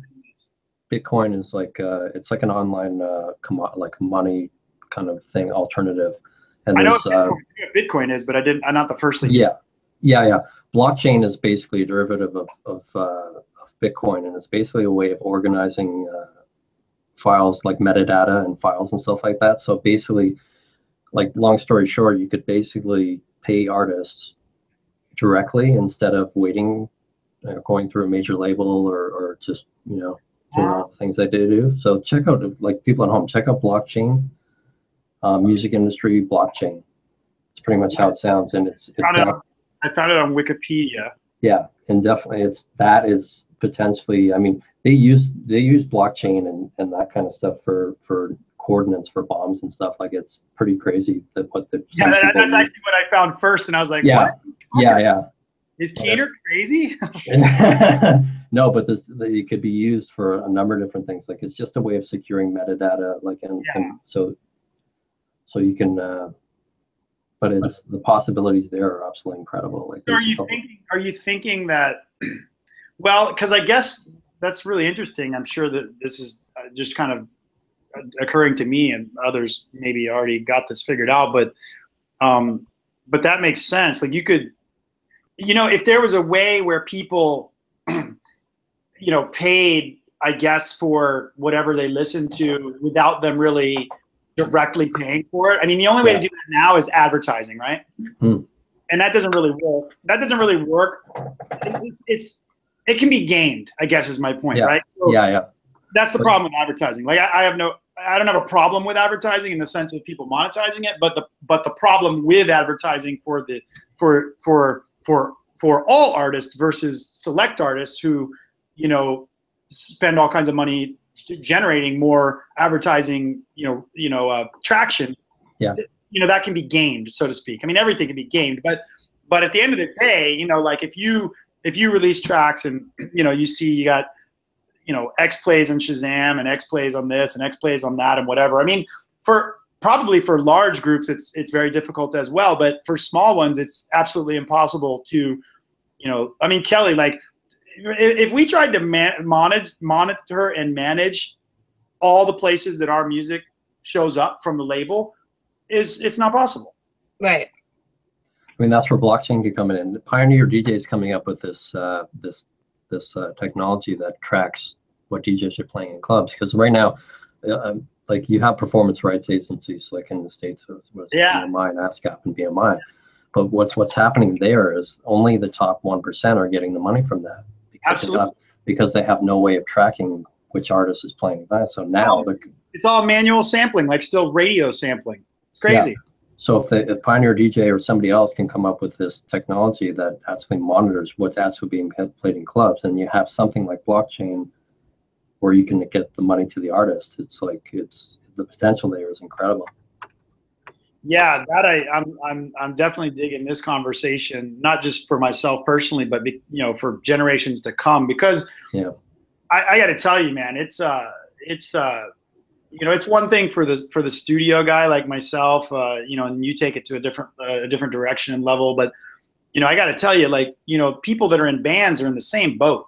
You know, like, it's not like monetizing music is better for country musicians than it is for electronic music producers or hip hop or polka, whatever, man. You know, everybody shares that same, you know, sort of missing section of revenue, and it's not a lot. And even if it's not a lot, you know, I guess is my point. Like it's we run a huge risk if something doesn't get figured out.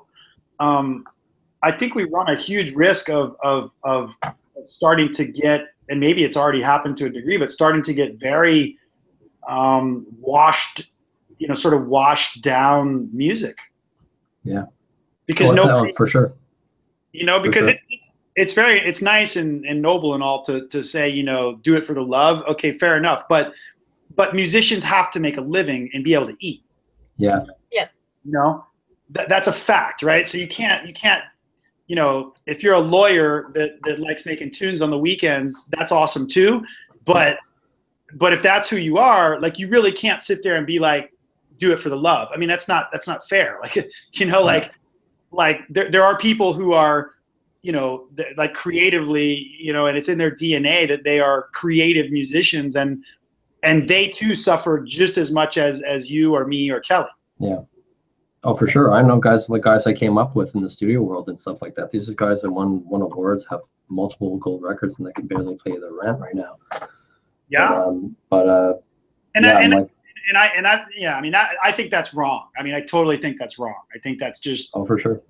Yeah. Regardless. Yeah. I mean, I don't think art, it shouldn't be free in that regard. You know, it's like, you know, and I think if there was something, so to your point on the positive side, I think like if something like this blockchain, if something gets worked out to where, you know, the companies that are benefiting, you know, the internet pipeline or the wireless or whatever, like you said, and the end user or fan isn't really sort of directly taxed for it, which is kind of like the ad model, but it's way more fair. Yeah. I think that'd be awesome. That'd be great. Well, I mean, look at Spotify and Pandora and stuff like that. It's getting really big in the States, and it's like pretty big in Canada too. But I mean, it's like they're partially owned by the major labels. But it's a joke, dude, as far as revenue. I mean, do you have anything? Well, that's the thing. Like the major, it's what it is. It's like a corporate welfare system for the major labels. Yeah, they want. We're going through this right now, and I've been back and forth with it over the last few years. And those things have gotten big, and everybody's like, don't miss out on the gold rush. I'm like, well, what are you talking about? Like, like, there's no gold rushing, dude. It's not. I mean, I don't know everybody, but I'm not dumb. I mean, I know a range of artists, and none of them are, you know, not once has the revenue from Spotify or aggregate streaming revenue come up as like super dope. Yeah. Well, that's the thing. The major labels are pocketing the money for themselves. Yeah. So basically, giving, like, they own part of the companies, and they're giving the money back to themselves just to keep. Yeah, like, so the technology companies are doing awesome. Good for them. Yeah. But it's interesting. It seems like they're doing awesome. I don't know. Like it'll, but you know, hey, maybe this stuff will carve its way and help sort some of that out. So maybe my original statement of the doom of music sales is, you know, maybe there is some way to yeah, there's definitely. I mean, we should be going through a renaissance right now in the music industry, but I mean, it's going to happen eventually. I really believe that it will happen eventually, but it's going to take a lot more time. It's probably another 10 or 15 years before people get straightened out and figure out what's actually going on. Because everybody, like the major labels are funding in one direction, the publishers are funding in one direction, the managers are funding in one direction, and the artists are funding in one direction. And it's just a web of shit right now. Well, I have absolutely no idea how any, you know, music artist or producer puts food on the table. I have no idea how they do it. Like, I really don't. Like, it wouldn't surprise me if there's almost none that do. You know, like. Yeah, in Canada we have a thing. It's called neighboring rights. Okay. And it's part of publishing. Like, so if something gets played in on radio, or you get a sync in something. And the producer, like the people that don't write the songs, get money for it as well. So if somebody produces a track, or if a musician plays on the track and they didn't write the music, They still get paid. They still get paid for it, like a little bit. That makes sense. So that's it. That happens in Australia. It happens in most places in Europe, but it doesn't happen in the States yet. So. I was gonna say, I think Europe and the UK, I've heard that as well, that kind of thing. Yeah. Well, that's cool. Yeah, because here it's like, I mean, you definitely got to scratch your head, man. You see like like somebody puts out does a whatever, an original track, like however they made it is irrelevant, but they put out the track, it's done, and then it gets played at I don't know of any of my stuff that this has happened with, so it's certainly not about me, but but I know some people where it has happened, and it gets played at EDC, repetitively, or it gets played through the whole, annual festival season, and it gets worn out, and that person gets zero. Yeah. And on top of it, they get no exposure. Nobody in the crowd of 100,000 at EDC has any clue that that's their track. Yeah. None. Another thing we have in Canada is we have a lot of grants and stuff.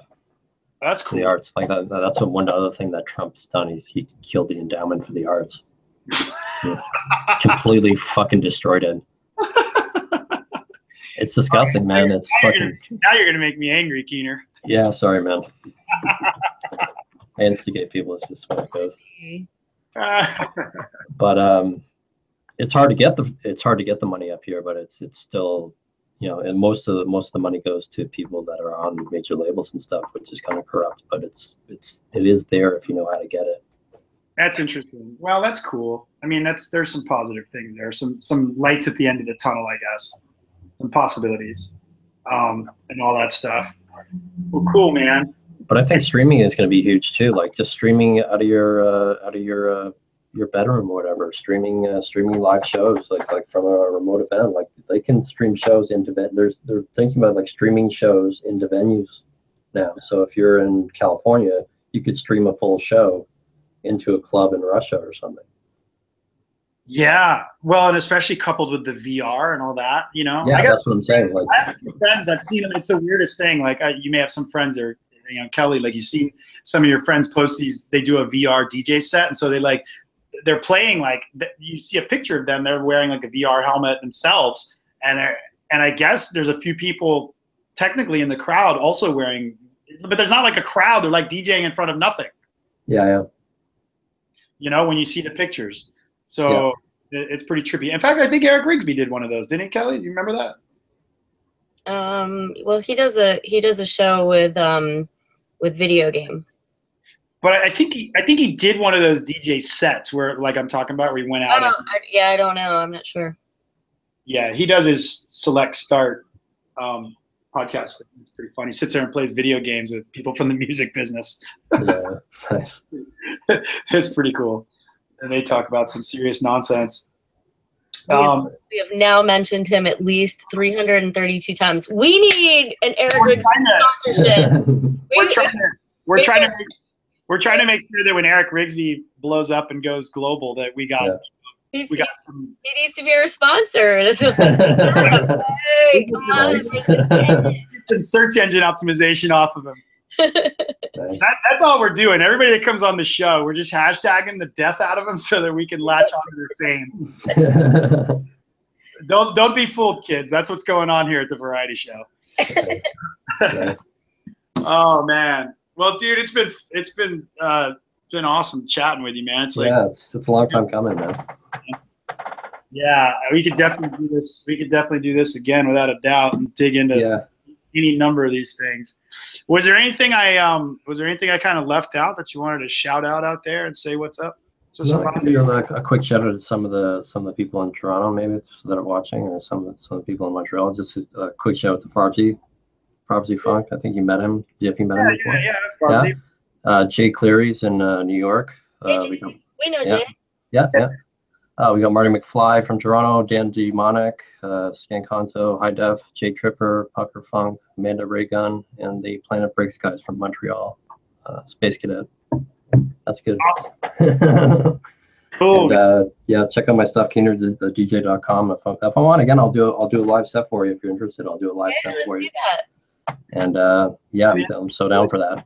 We'll absolutely plan it sometime. And I think you're the you may be the first Canadian friend that we've had on here. Cool. Well, hopefully not the last. Dude, there's a lot of good people up here, man. Hopefully not the last. We had we had Average Gypsy. I'm like, that's a lie. Hold on. Oh Yeah, yeah. we had Average Gypsy on, but they weren't in Canada when they did the show. That's true. Oh, okay. That's true. Okay. They were in Ibiza, so a little bit different, but yeah. But anyway, but totally awesome. Well, cool, man, and thanks for any of those people that were hanging out watching and listening to talk about nonsense for a while and all that good stuff, man. And cool, man. Good luck with your shows, whatever's coming up, and maybe definitely for real on the fight thing. You know, if you're gonna go to yeah. Well, I'll keep bugging Farbsy to get you up here. Well, that'd be awesome too. You know, you need to. Yeah, I think it would go over good, man. I think it would be good thing. Totally. I mean, and I need to do a little more work to reach out to them again and kind of work on it and maybe combine it with me being over on that side of the country at some point or something. But yeah, that'd be awesome, man. And definitely we never got to hang out at a fight or anything like that, but I think it'd be a good time, dude. So I'm down. Whatever it is, maybe we'll be able to dig up some tickets to BizBing GSP. It'll probably be in Canada. Maybe Vegas or Canada. We'll see. It's got to be Vegas or Canada. Yeah, has to be. Yeah, they're not going to do it in the UK. There's no way. It's too late over there. He doesn't even live there anymore. He lives in LA, I think. Yeah, he lives in Orange County. Yeah, somewhere over there. Cool, man. All right. You stay classy, yo. Stay classy. Thanks, Kelly. Bye. Okay. Bye.